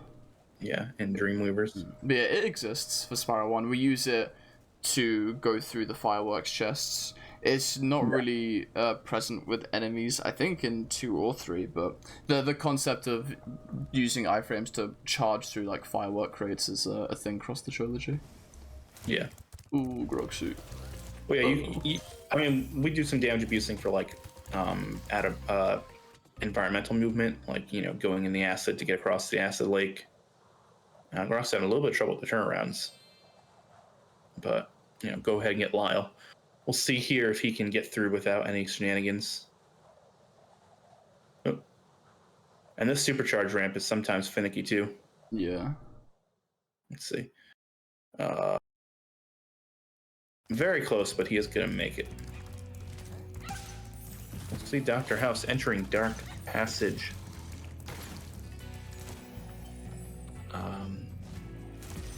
You know, both runners seem to have a little bit of trouble in here and like knowing where to go, because we saw Dr. House kind of backtrack a little bit, and that might just be his route. And we'll see what happens when Groxu gets to this level in a little bit. He's got to go through Metalhead first. Through Jank Man. Oh, I think yeah. it's a Jank Man fly and skip. Oh, your Groxu he's milking it. He's milking it. He's feeling himself today with flying skip, so he's taking any chance he gets to do it. I didn't know Metalhead was one of the flying skips. It isn't. So- Funny enough, it isn't. I think he's going for that RTA time save. Okay. He put it in the chat. He has an idea of going with RTA, so maybe he's just trying to pull it back to look better on the stream. Unfortunately, we don't see the RTA timer. Yep.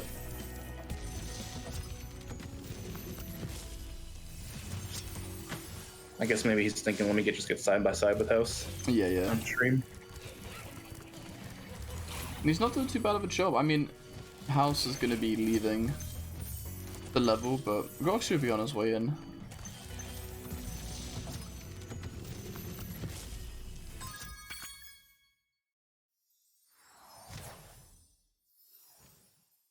Yeah, not quite closing the gap there, but the next couple levels, especially the Dreamweave, especially like Lofted Castle, is a pretty long level. Just a lot of like running around across the level to do. And we're gonna see House go into Lofted Castle right now after collecting Latif.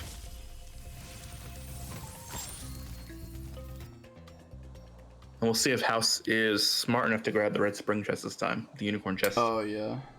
for instant victory. For the straight W. I know Groxu is listening in on the stream, so maybe he's overheard it and he knows the play. The play is get the Unicorn chest and we just give you the win. That's it.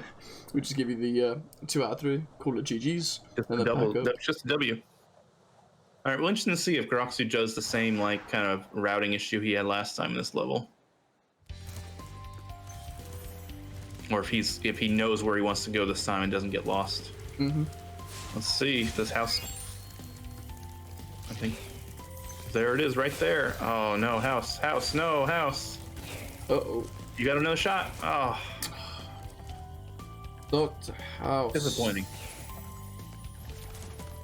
No love in chat for that. That's for sure. I'm about to start crying. Yeah. All right, I think. Let's see. Groxu came up to Bakari first. Oh, looks like he's a little lost again. There we go. He figured out what he did wrong last time.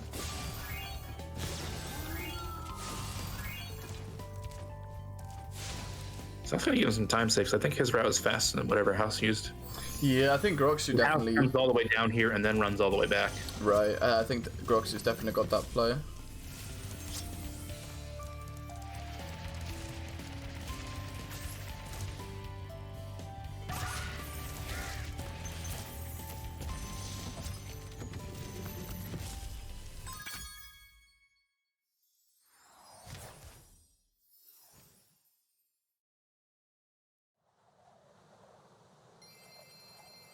All right, and other than missing the red chest, Dr. House had a really nice lofted castle.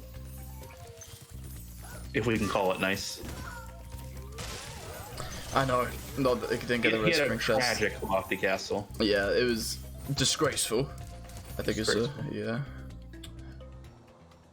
Alright, let's see if Groxu fulfills the prophecy. He who gets the red spring chest wins the race. Yeah, if you're ever behind in a race, you just go get the red spring chest and you win. Like if we're doing like any NBS, any percent, just go get the red spring chest, you win. Mm-hmm. That's it.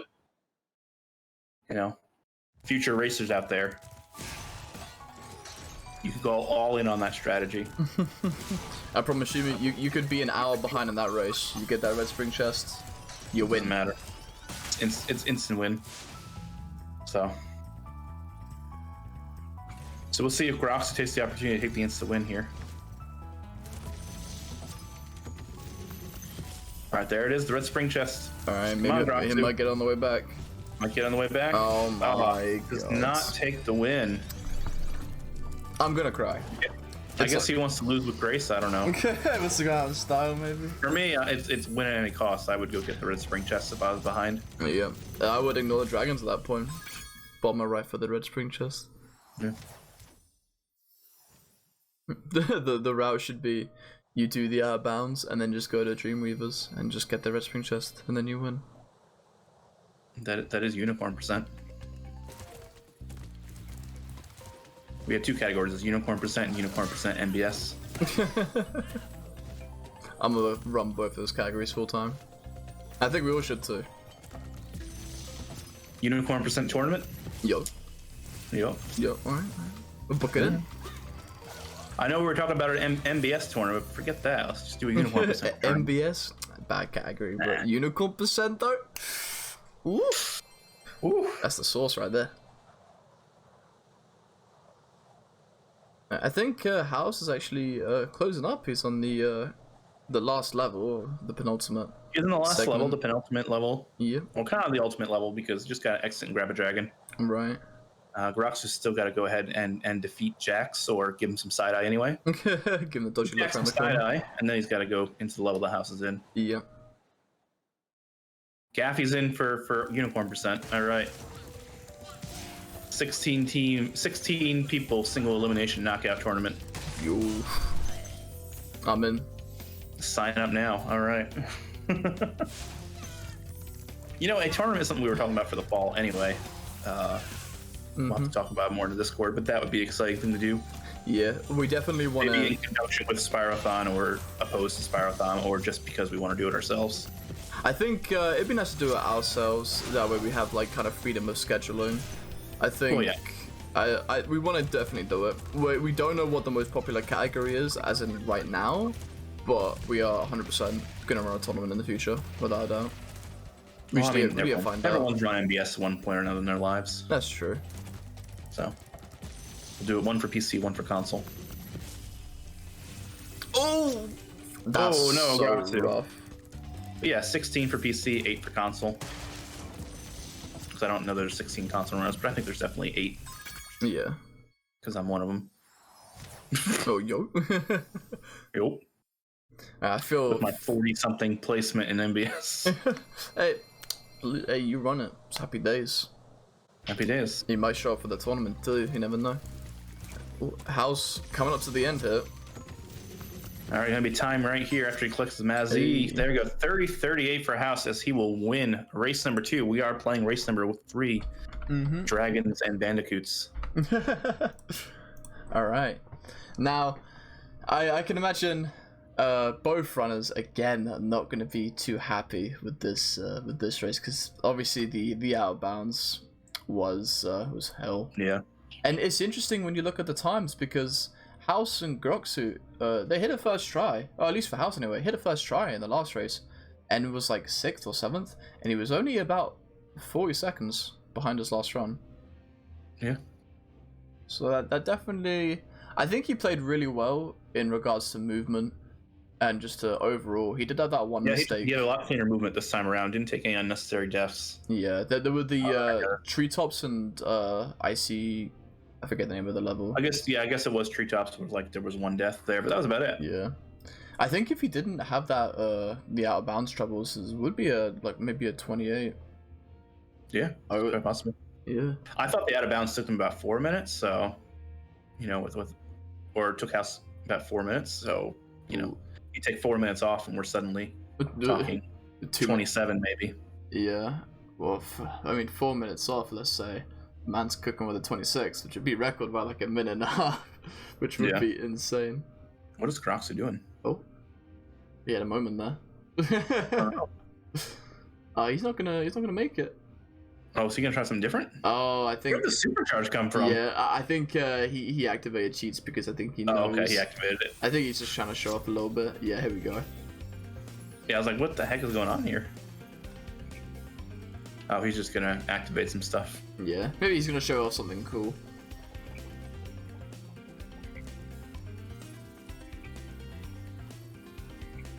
Oh. Ooh, okay. I don't know what's going on here, but sure. I do. Groxu's just like, You got tired of it. losing his mind.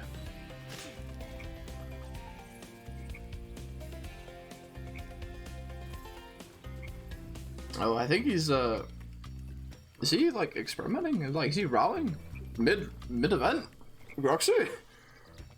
No, he's just not using keyboard and mouse to do that turnaround.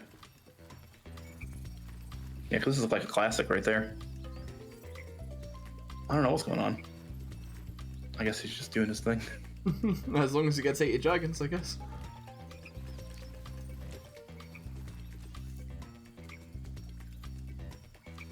Alright, Dragon number 79 is going to exit level, and it will be time when he collects Mazzy. Mm-hmm.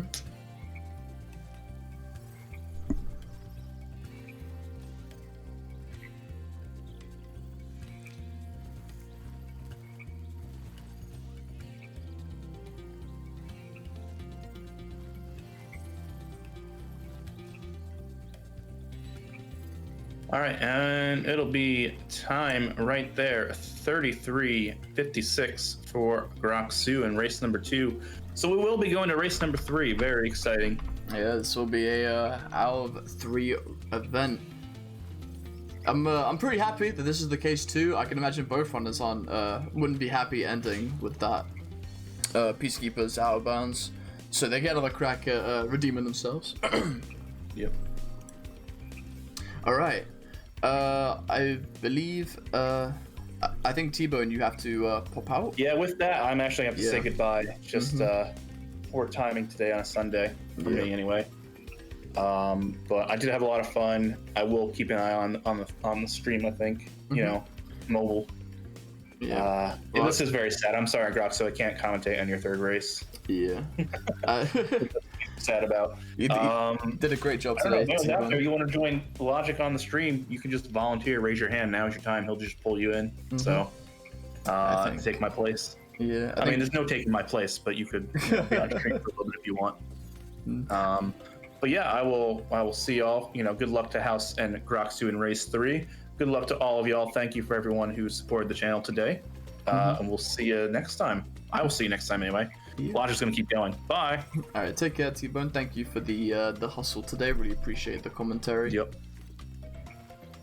All right. We shall be taking a break for the runners just to get themselves set up. T-Bone has now stepped out of the booth, so now we are running with just me on comms. All right, I believe we are going to we'll be waiting for the runners, see what their position's like, see how they're going to be doing. And then we'll find out if we'll be good to go.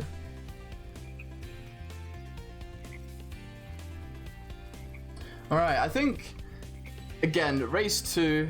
I definitely think that was not what they were hoping for. We fly here, we breed there. Do this little loud mouse. Basically, hey, I could drag in here right now. But yeah, the runners. Definitely, that race 2, I think is going to be a race to forget for both runners. I definitely feel like they have, they want to kind of bring themselves back, really show up for race 3. So I'm hopeful that I think race 3 will be a good one. We are just going to be waiting for the runners, and we'll see how.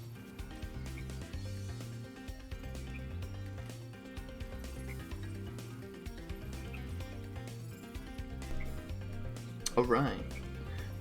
So I'm really happy that the event could go to a race 3. Normally, best of 2s having a two-way, like back-to-back win is obviously cool, but it's always fun seeing it go to the final event or the final race.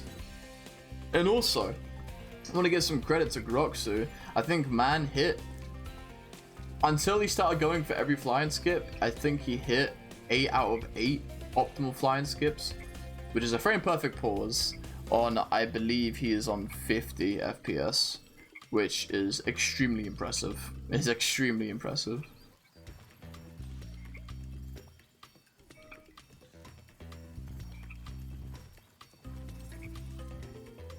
All right, we are just waiting on Dr. House. I believe he's gone for a very small break. I don't blame him, to be honest with you.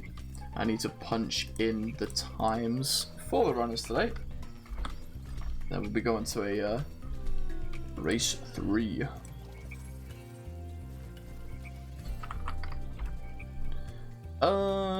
I forget what what Groxu's final time was.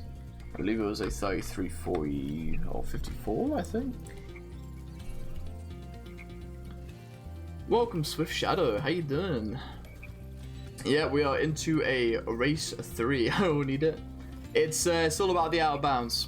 It is all about the out of bounds. I feel if both runners hit the out of bounds, then this is anyone's race. But we will have to wait to see how the runners do, because yeah, it's all about that one trick. If both runners hit a first try, we cooking. If both runners miss it, then it's still even. But if it's one hits, one miss, then that might be the deal sealed. Alright, we have both runners ready, so we'll be popping back to the overlay and we should be good to go. Oh, it's 56. Damn it. 2 seconds off. Alright, I'll be giving runners the countdown. I'm looking forward to race 3. I really am. I definitely think race 3 is going to be a gift. I know both runners have a lot to prove. I know both runners are insanely talented at the game, so I would not be surprised if we see a insane race for race 3. It should be off. There we are. 0.04 off the start, even race. Oh, you know what's really convenient actually? It was actually really funny. We made jokes, T-Bone and I, at the beginning. When you start the run, there's a 0.0x discrepancy between the runners. Groxu had a 0.01 lead and won race 1, and House had a 0.01 lead in race 2 and won race 2, and we were tied right here. So that's we don't have the giveaway early doors. I can't even lie back on the joke. We really don't know. To those of you who have joined partway through and don't know 80 dragons, basically you grab all 80 dragons. There is a really cool trick that's done in Peacekeepers to surpass to jump all the way to the final hub. The reason why they do this is because they want to skip the 6,000 gem requirement to actually access Nork Nexus from Dreamweavers. And so by doing that, it just kind of opens the category up a lot more. There's a lot more lanes for creativity. The routes can kind of come in. 6,000 gems is definitely a lot when you're not doing speedways. So the runners were a bit confined before that trick, but now they're going to have a lot more freedom in their movement. That's pretty much where the race is decided, in all honesty. If a runner misses it and another runner hits it, most of the time that's lights out. But hopefully both runners, like I said, both runners have... I believe they have things to prove. They're both very talented runners. After that race 2, I can imagine the both of them are going to want to pull this back. We'll see how we do. Again, final race, no more chances to show up. So hopefully the runners do well today.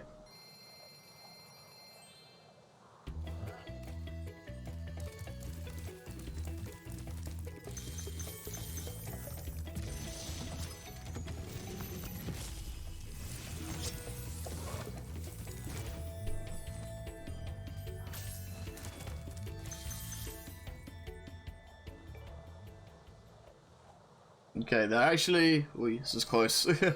House had a bonk in Stonehill, and they're still relatively close. Normally a bonk would take away a second of your time. There's a joke that goes through the community, actually, for SRT. And I believe OG too. But even if a bonk is like 0.8 of a second, or just 1 second, it's not about the time loss, it's about the ego. You know, it's about having those perfect lines, and even if you bonk and lose a second, that's minutes to a runner's mind. Both hit Fairy Proxy, which is beautiful stuff.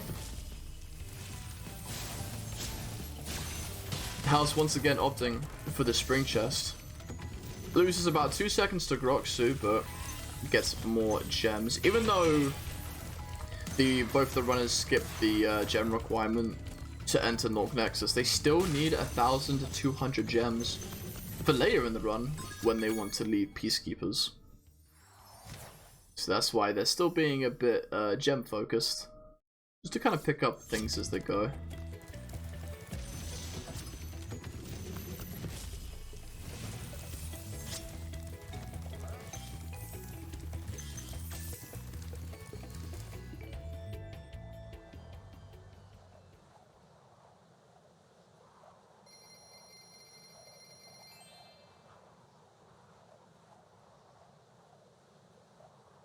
Nesta feels bad. Everyone loves Nesta, and I feel like for every category he's left till like last, even though he's right in front.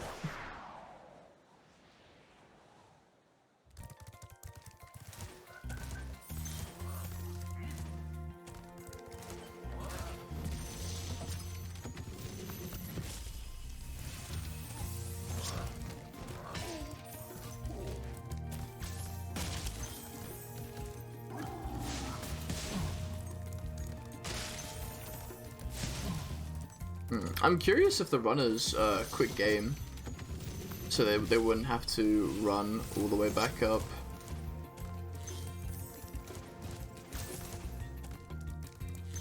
A commentator's observation, I guess, but that like backtracking is a heartbreaker to watch. It takes so long.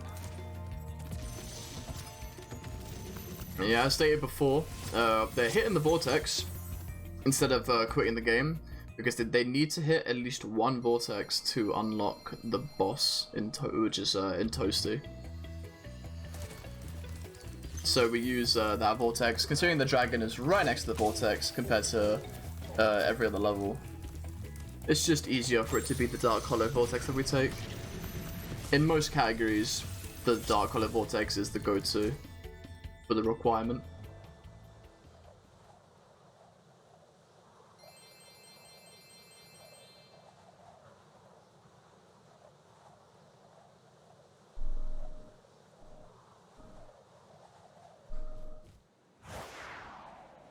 I just realized Groxu's highlighted message is pain. Also, Swift, thank you for the raid. I appreciate it. Sorry, I missed that. I need to, I promise by the next event we will have notifications up on the stream.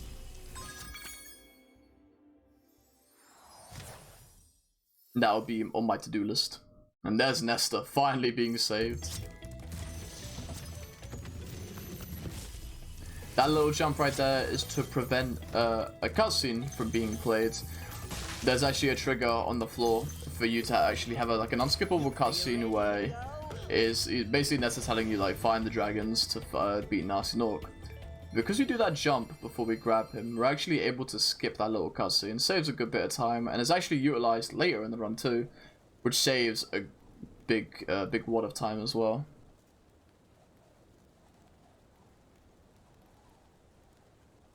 What a shame. Everyone loves Nesta, and yeah, he's left till very, very late. Alright, time for the Ascension. So, if no one knows what's going on, basically right here, the runners will be jumping in the specific spot and gliding. And for some reason, they will just slowly go up, bit by bit. And not even a smooth transition, just like glitching upwards. They do this to get on top of this roof to do the out of bounds. To run to a dev box actually hidden out of bounds, and in that dev box they will be able to fly or to go to Gnorc Nexus, which is the final hub of the game. This is where the mood is set for the rest of the race, I believe. If both runners hit it first try, then happy days, we got a race. If both runners miss it, then it would be fine, but if one hits it and one misses it, I think the mood will be set. Something to note as well, there is a gentleman's agreement that they actually can use cheats to get back up onto the roof if they do miss it, just so they don't have to go through that ascension all over again. So Groxu is going to be doing the out of bounds and House will follow. Hopefully they do better than they did last time.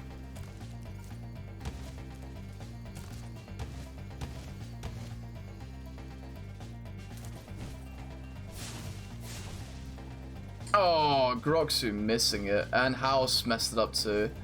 Okay, so because they use cheats, now their runs are leaderboard invalid, but the gentleman's agreement just makes it so it's a much more enjoyable race. We don't have to watch the Ascension every time. They're both on their way again, both missing it, so it's not the end of the world if... Oh, House just about missing it again right at the end too. Alright, Groxu on his way as well. Oh, I think Groxu hit it. And Groxu hit it. There it is. Okay. The cheaters. Mods, get them. Okay. House has to really hit this trick very, very soon, or else that would be the race. Oh, that'd be the race over. Groxu, we got you, mate. We'll send help soon. Yeah, House sadly not having a good time with this trick. It is a bit of a heartbreaker, honestly. Oh dear.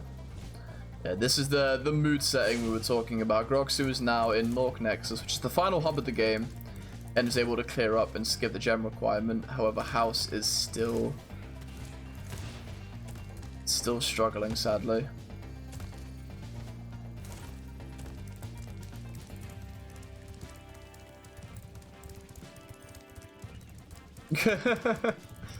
Feels bad.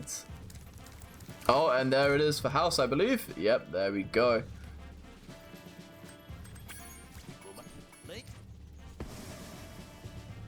Alright. House is off. It's a little heartbreaking. I believe that's a minute between the runners now. Which, honestly, it's a shame. It really is. But maybe, you know, maybe House shows up in terms of movement. Maybe Groxu makes 1 or 2 mistakes. You never really know. So even though it's a bit of a hit on House's side, we might still be able to see some potential here. Yeah, it's about a minute between the runners. Oh, House going for flying skip. He's taking any chance he gets to catch up.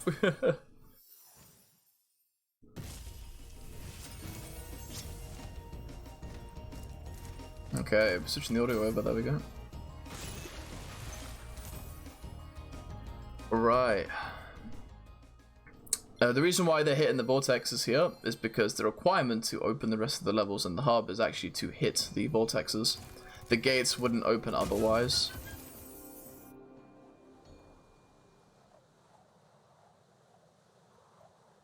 Or House as well, having troubles with this wall glide. There we go, okay.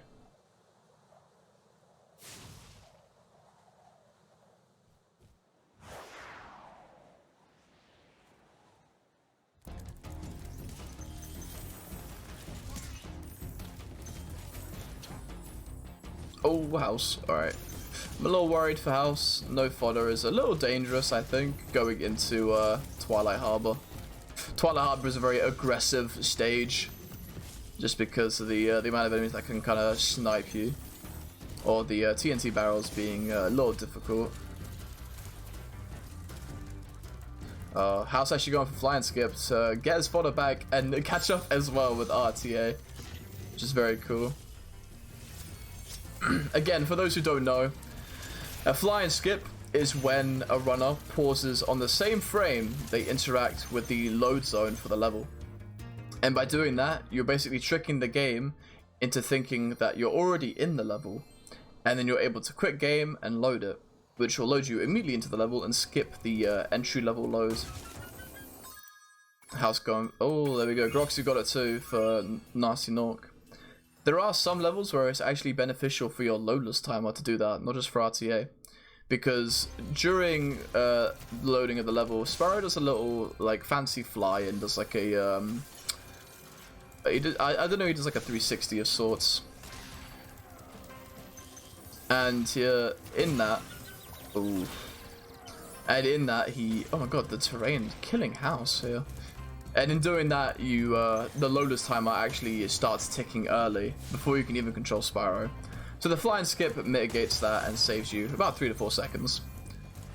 There's about 4 or 5. Oh, House made the same mistake as last run. I wince at that. House hit the frame perfect pause, but because he flying skipped for Twilight Harbor, his cursor was already on quick game. And normally your cursor is on exit level, so House's natural muscle memory inputs is pause down X, which put him to continue, which unpauses and makes him enter the level. That's the second time he's made that mistake, so it's pretty heartbreaking there.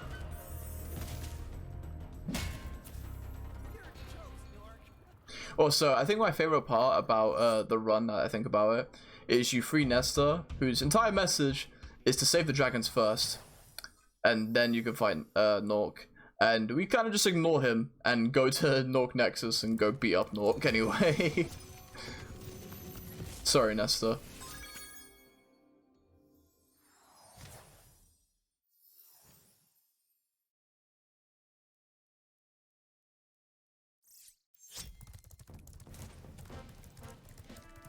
Alright, now Groxu has returned to Peacekeepers, where he'll be playing through the game as normal, pretty much. Now that he's got on the Nork Nexus dragons, he's now able to go through the game and grab everything without any kind of worry about the gem requirement. Again, they would need 6,000 gems to get into Nork Nexus normally. And that's a lot of gems. So to open up the category and to allow for some experimentation, Balloonist Skip was put in. Time differences, House is sadly behind by about a minute because of the out of bounds. I still don't call it a dead race yet. There's still potential. Oh, House got Magnus cutscene. I think he was late on the jump in, but oof. Alright, now maybe a minute 20. Magnus.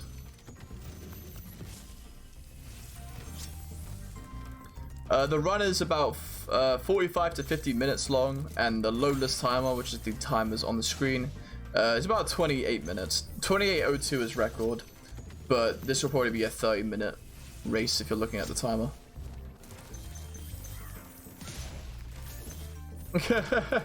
Spyro also dislikes the opinion of the elderly. He does what he wants. Oh, House going for Flying Skip again. Sadly does not hit it. Yeah, we're looking at about a minute 30 difference now because House got the Magnus cutscene.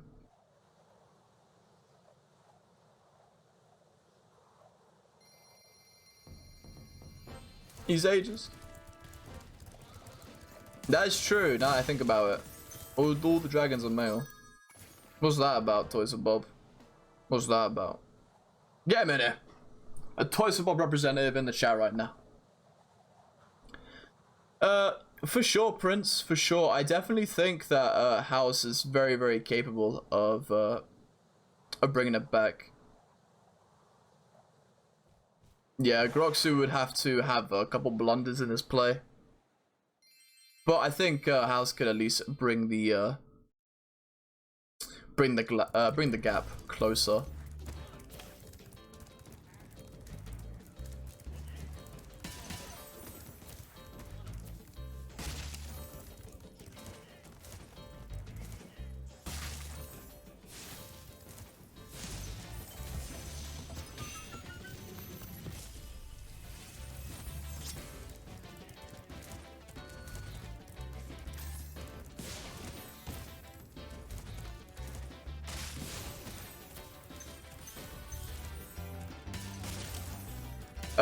The routes in general are straightforward. There are individual level routes that the runners do different, but the overall route is pretty much the same between runners.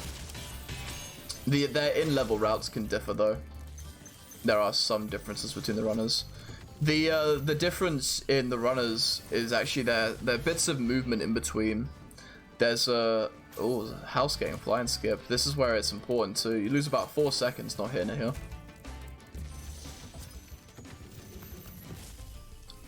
But the difference that the runners can show their kind of personality, I guess, is through the individual level routes. Their movement and their lines can definitely play a part in how everything goes. Oh, House. Jeez, that's a bad leap to miss. Okay. House, sadly, I don't think not feeling it right now. Bit of a shame. You hate to see it, you really do. You really hate to see it.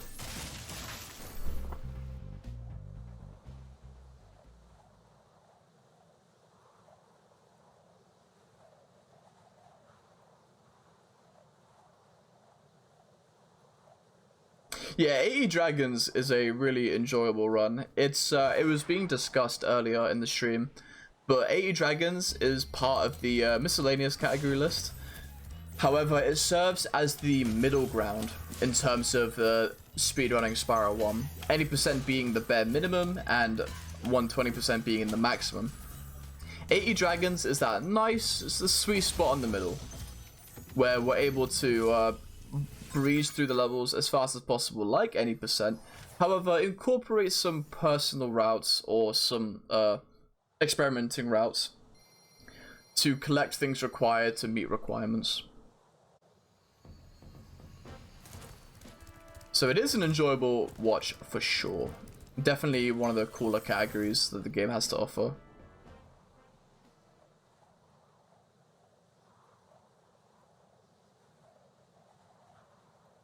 Oh, there we go.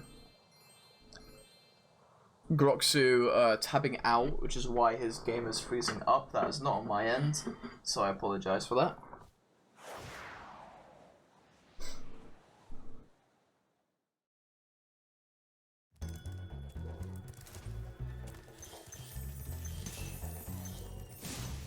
Oh, did he hit? Oh, I missed it. Oh, the Instinct Dragon though. Love that.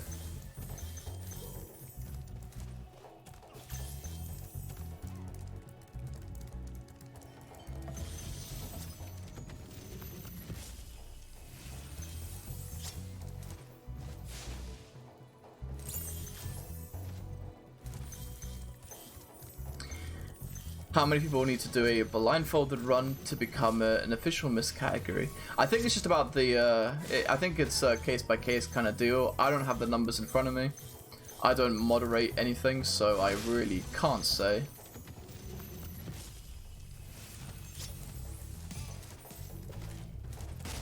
But there is a number, for sure.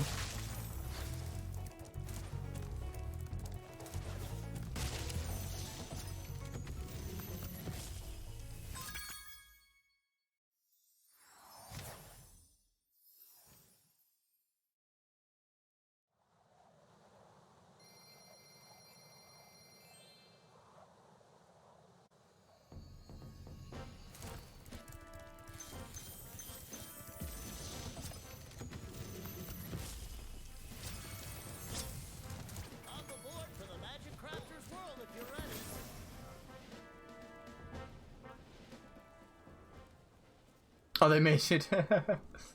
No, it's okay. It's always interesting. I know blindfolded speedrunning has definitely become a trend recently, and it's a really enjoyable trend at that. I know, at least for myself, I tried to do Spyro 3 blindfolded, and I got the Ender level egg in Sunny Villa, and I think it was like 20 minutes, which I'm happy. I'm happy. It's a small victory for me.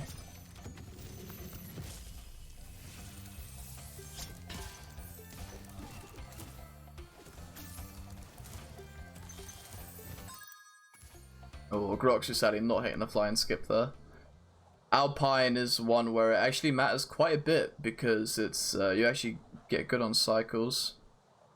Yeah. His powers gone.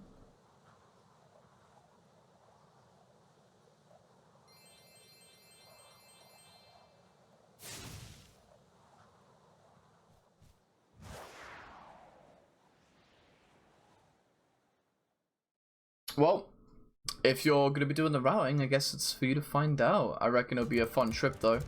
Always fun challenging yourself to those kind of categories.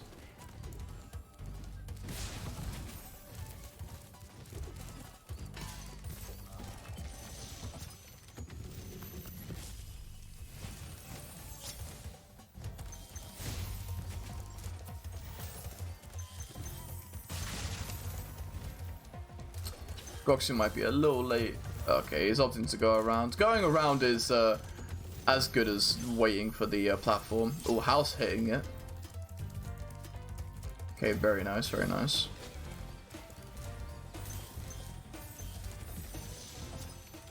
A lot of the levels in Spyro 1 have global cycles, which means that all the enemies are loaded in and kind of doing their own thing.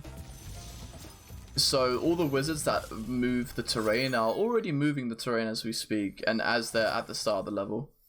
So the runners, ooh, so the runners are making sure to hit those, and the fly and skip for Alpine makes the cycles really forgiving, because when you do the fly in, the enemy cycles might start at a different time, or you lose a couple seconds of them doing stuff when you can't.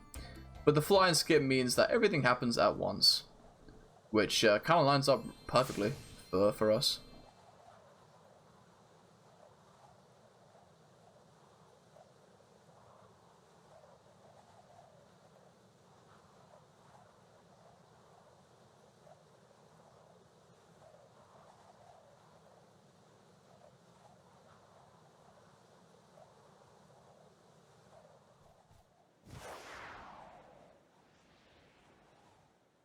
You can see here, Groxu missed the fly and skip. You see the timers go and he's still flying. About 4 to 5 seconds of time saver lost. If House hits it though, or House hits it very nicely. Alright, they're pretty much close. That thief, yeah, House having some troubles with that thief there, a bit unfortunate. They're actually very close in RTA now. As you can see, the timers are extremely different. But because House has hit all the fly and skips, the real time is being pulled back bit by bit.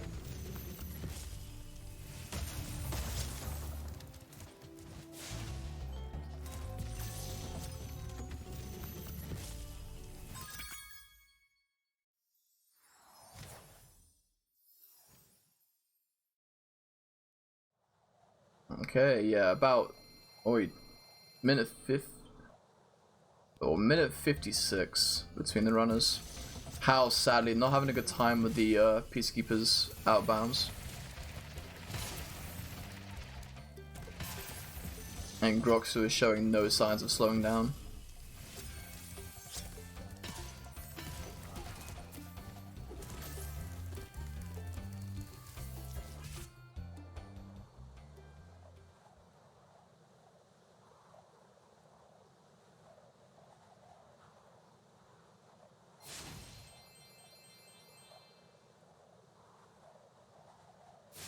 In terms of real time, they do. I think real time they're actually tied now. Yeah, they started running pretty much at the same time. Oh, they're in sync right now. That's beautiful.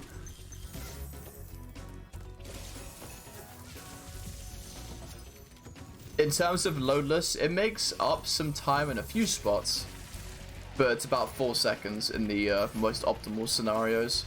There are some levels where it doesn't matter, and there are some where it really does. Oh, I think both runners getting the supercharge. Ooh, nice. Very, very clean.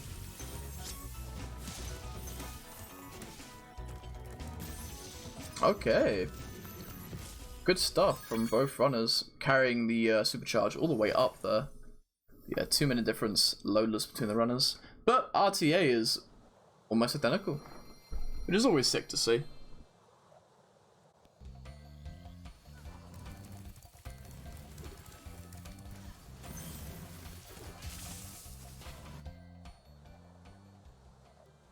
Oh, Hal's trying to go for the RTA lead there. Sadly, it could not be.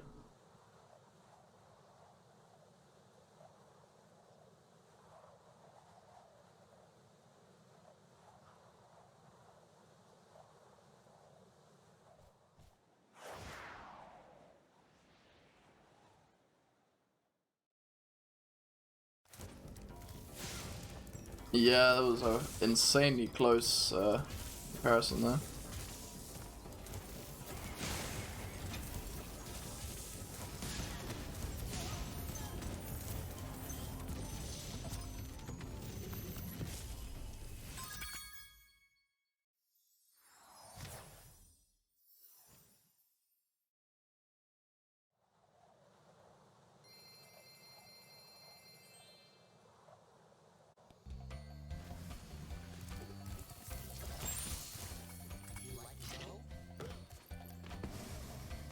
Oof.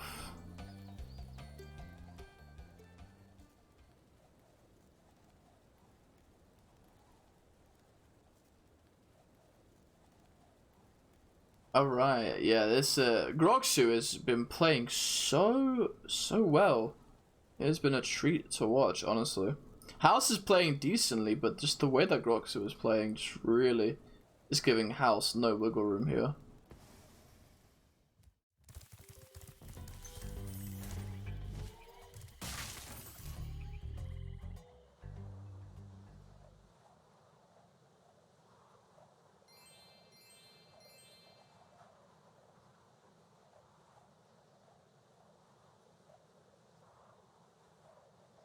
Welp.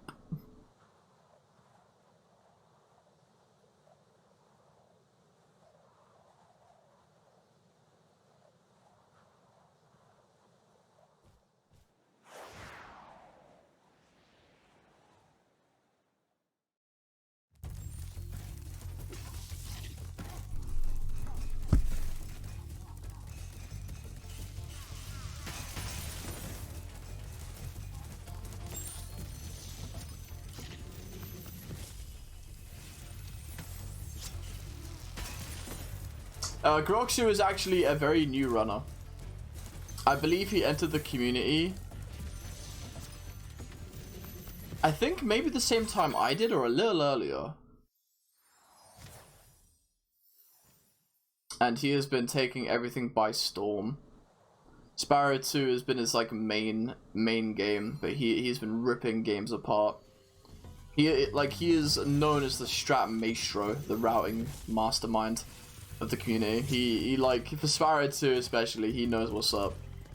You need the goods, you need those strats, you know your man right there. Also, we're in sync now. Oh, no flying skip. Misty Bog is another important level to get flying skip, and House actually hits it. Groxu is tabbed out right now, which is why his feed is frozen. But you can see the difference in like real time for time save. And look, you can see Groxu has to do his little glides, which loses time. You see it's ticking, while House is already running.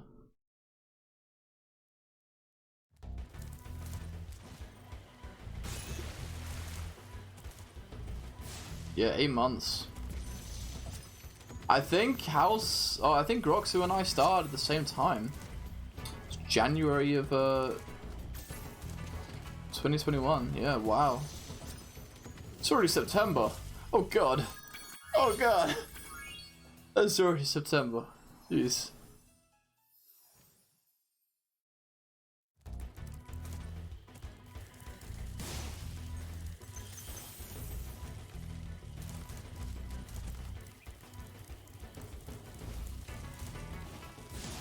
Oh, okay. Going through that room is a nightmare.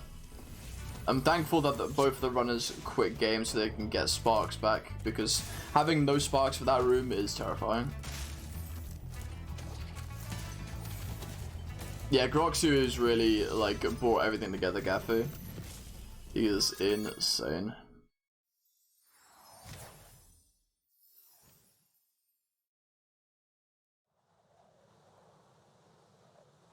For Sparrow 2, he definitely runs the show. It's a treat watching that man go to categories and like find stuff that most people don't even think of. It's honestly a treat.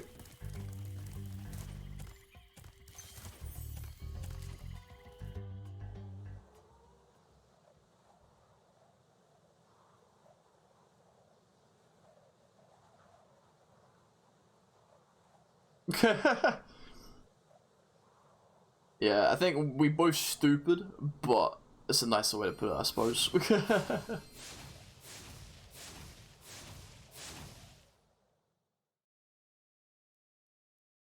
Alright, again, the RTA lead between House and Groxu is insane, because House is pretty much going for the flying skip for every level.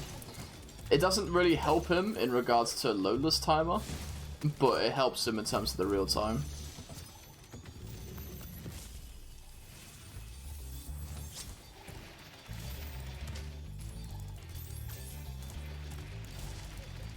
Fun fact, some flying skips actually lose you time because of how long it may take to get it, compared to when the loadless timer starts when you enter the level.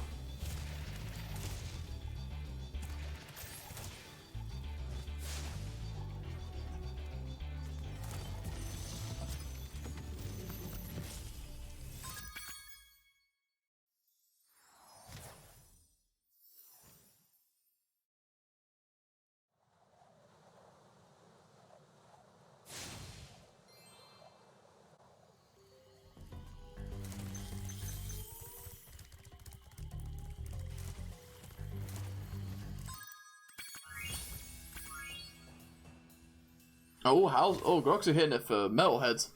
The RTA, this is the battle now. Loadless might be gone, but the real-time battle is underway.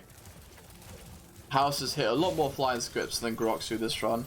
Groxu was actually, I think, 8 for 8 for important flying skips in over race 1 and 2, which is extremely impressive.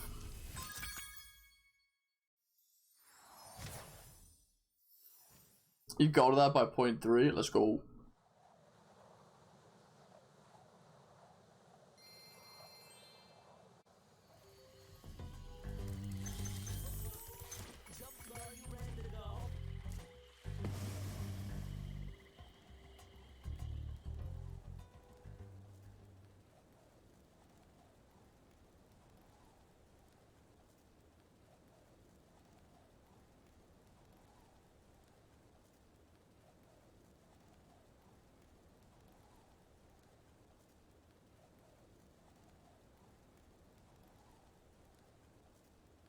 Alright, House not even trying for the flying skip on Dark Passage. I believe the flying skip... that's how much it says on Metalhead? Jeez. I believe flying skip on Dark Passage is actually bad. I think the cycles are messed up if you do the flying skip. Normally the cycles, the way that they load when you fly in, are actually in our best interest. But when you do flying skip, they load in a little different, so it's problematic to actually do flying skip. You'd save time in loadless entering the level, but you'd be losing time gradually as things just aren't loaded the way they should be, or at least loaded optimally.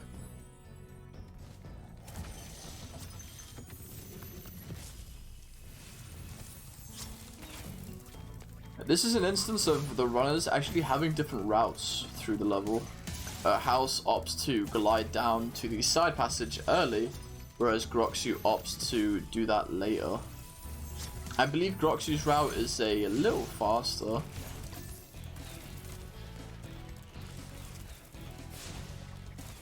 Oh wow, Groxu, jeez. Because as you see, House is having to traverse really high up. And then kind of wrapping around.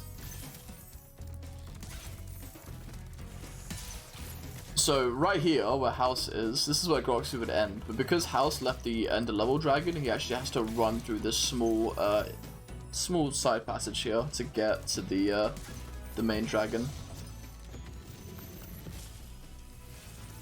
As you can see, Groxu is probably going to be finished up by the time that House finishes up too. And House entered the level at least 10 seconds ahead of Groxu.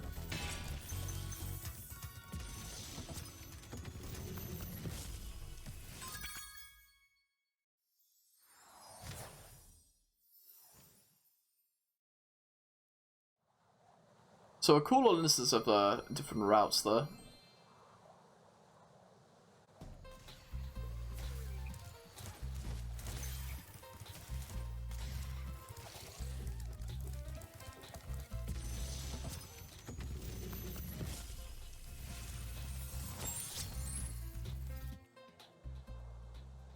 Oh, nice parkour from House there. That autofly was very sweet.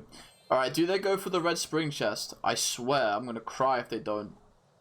The unicorn of the SRT trilogy. And House ignores it again. Oh! You waste time going up the vortex. Why? You have to wait to go up the vortex anyway. You could spend that time getting the unicorn of the game. The 1 gem spring chest is a meme upon the community, but it's really fun to think about that spring chest is the only 1 gem spring chest in the game. Obviously there are no spring chests in 2 or 3, and Groxu ignores it too. Dark Days on the Splash HD channel.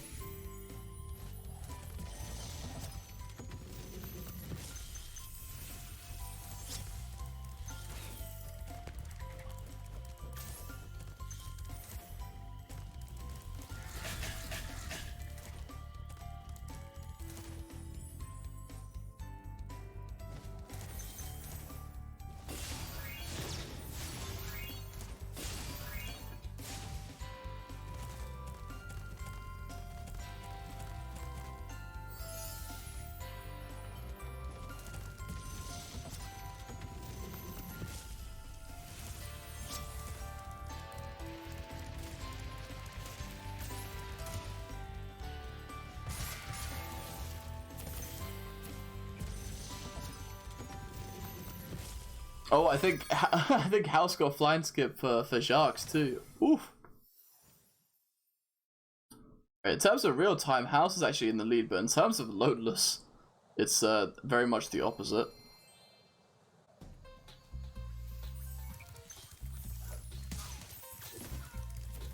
Oh, I might have missed that jump, Grox. Dang.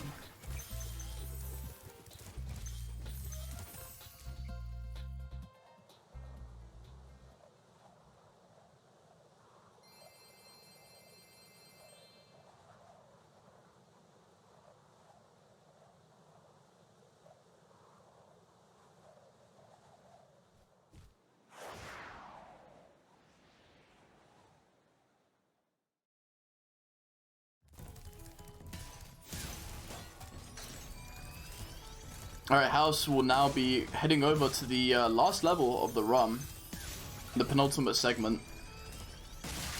It's kind of funny how the routing works. Basically, we don't end on a level, we actually end in a hub, which I think is the only category to ever have that in the entire SLT series.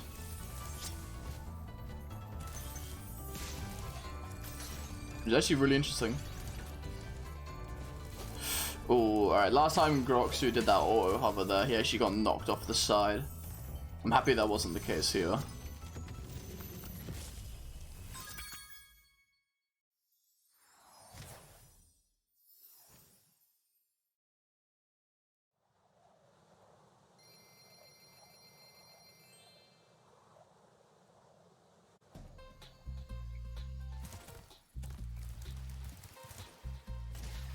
And now we head on over to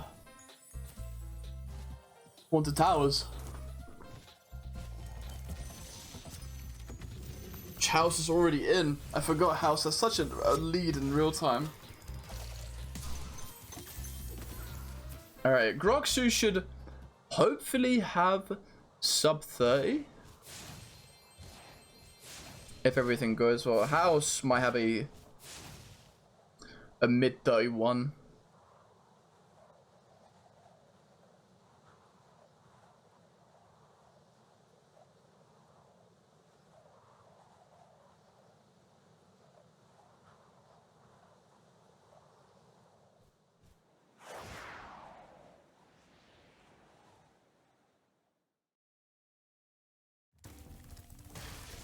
Oh, very late jump from House there, but that worked. Okay, cool. That supercharge is actually really interesting, and that supercharge has gone under a lot of development recently, and has actually been extended to pretty much a majority of the ender level, which is really fun to watch, honestly. Also, I got my timings way wrong. This will be a sub 31 for House.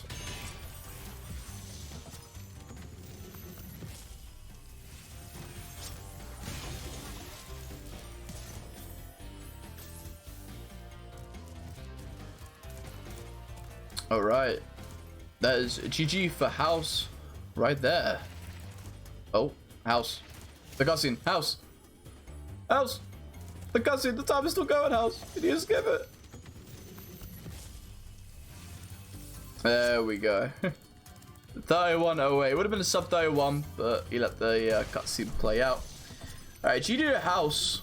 GG to House. Obviously, even though House finished first in real time, that is sadly not the timing method we use. Groxu should finish with a mid 28, which actually beats his first run. Oof. Alright, GG to Groxu. Very, very nice. GG's to the runners. That hands the win to Groxu, winning 2-1. Very impressive stuff from both runners, honestly. 80 Dragons is no easy category, so to see the runners, obviously race 2 for Groxu was sadly not his race, not anyone's race really, but the consistency is nice to see. Obviously House sadly having more problems with the Peacekeepers out of bounds as well, but still having a good run otherwise. Alright, we're going to drag Groxu into the voice call and let's see what he has to say about the run. We'll bring House in here too. Okay, welcome runners. Okay, considering that House doesn't have a microphone, he'll be communicating to us through Twitch chat.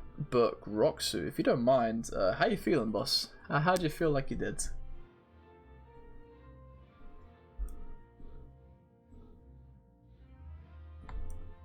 Oh, I believe Groxu is not here right now.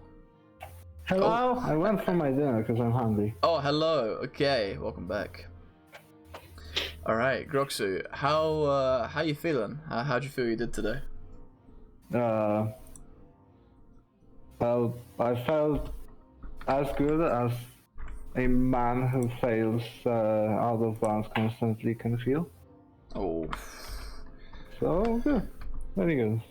I mean, hey, in all honesty, even with all that, still have 228s is very, very impressive. And to think that you actually messed up the outbounds, I think, twice in your third run, yet you still beat your first run, which is really impressive, honestly. Yeah, it was okay. The first one was certainly good, up to Magic Crafters. That was like the turning point, because like I said, I was +3 leaving Peacekeepers, which is good. And then I don't know what happened. It's like I died in Alpine Ride, and Dark Passage happened. It wasn't good. And this one, 28:37 apparently I finished. So I lost 36 seconds on out of bounds. So this would have been 28:01, which is 1 second faster than my PB. So yeah. Nah, that's what out of bounds does, unfortunately. Yeah, I mean, even with that happening with the out of bounds, to still play within PB level, minus the out of bounds, of course, is still really impressive. Are you thinking of maybe kind of pushing this category a little more after the event, or are you content with just kind of leaving this category as is for now? Well, I submitted 80 dragons for Spiralthon, so I will probably do some else just to de-rest stuff. But yeah, like just by myself, I don't know. It's kind of similar to Vortex. So once you reach some certain point, like this kind of it's kind of slightly difficult and just unfun to keep grinding. But yeah, it's like I said, it's very similar to Vortex in the sense that basically most of the Spire 1 categories are not fun, absolutely not, but they are chill. You can just like kind of they kind of work as stress relievers, right? Except for 120, but that's another thing, right? Yeah. So yeah, it's just a chill category. So I don't know if you want to like kind of unstress or something, it's fine. It's a good category. I enjoy it. Well, that's good then. I guess House as well. If you're in the chat right now, if you want to kind of share how your run went as well, that'd be cool. But I know House, obviously, the out of bounds was proving a bit troublesome. So hopefully, maybe I don't know what to say. I mean, I guess I could ask, do you feel motivated to run 80 dragons again, or now that you've done it again, do you feel like it's not for you? Nah, fair enough. I appreciate the grind you two put in today. It's really good, really good showcase. I love the switch to RTA partway through the race 3. Definitely like particularly to like make it more enjoyable to watch. You guys were like in sync a couple of times. Don't worry, Alice, you'll get it. Like, 80 Dragons is stupid in a sense that out of bounds, and in a racing environment, it just sucks to run. Because like if you fail it, you just usually you just reset when you're playing it alone. And it's not a much, it's not a big loss basically, because like the out of bounds parts is basically 5 minutes in, so 5 minutes is nothing. You can just reset and try again, but like in a race environment, when you have to like actually go basically first try, then it sucks. We did some modifications so that we can actually use the free flight mode, because otherwise it would be such a pain. Yeah, it would not be fun for the runners or the viewers. It was a good idea by you, Groxu, and it being discussed. It was a good call. Yeah. Helps put a share in that as well. But yeah. Alright. But thank you guys again for putting in the effort. It was a good event today, so I really appreciate it. Oh yeah. Do you, that was fun. Yeah, do you have anything to say before we pack up, Groxu, and House as well on the chat? Oh yeah, obviously we're landing right now. We're doing Hando LS right now, right? After the stream. Mm-hmm. Yeah. Come on, man. I know you want it. Oh, I do. I'm finishing up Splash. I'm gonna edit and process, and then we learning. Oh really? Yeah. So I'm looking forward to it. Oh, okay. Yeah. Well, didn't expect that outcome, but sure. Cool. Quite cool. So yeah. Are you on that as well, House, or do you want just to do kind of chill right now? You don't want to have anything to do with Spyro. Yeah, I can understand. After a category like 80 Dragons, sometimes it's good to just vibe. That's kind of cool. No. So you're okay. I mean, if you want to run, then sure. But well, I'll still message you once we actually start. Yeah. You know. If you're staying live, House, we'll throw the raid to you. Oh yeah. And then we'll be able to watch you get those runs in. Hopefully today is the day. Hell yeah. Alright, cool. He'll get it. Oh, for sure. He'll get it, absolutely. Yep. Okay. It's just like some very unfortunate mistakes happened in his runs. So once that is just like, it's not even something he has full control over. So you know, stuff happens. Yeah, sometimes some categories one mistake and it's kind of over. But even with that, you two both did really well today. I appreciate the effort. Alright, that'll be it for the event today.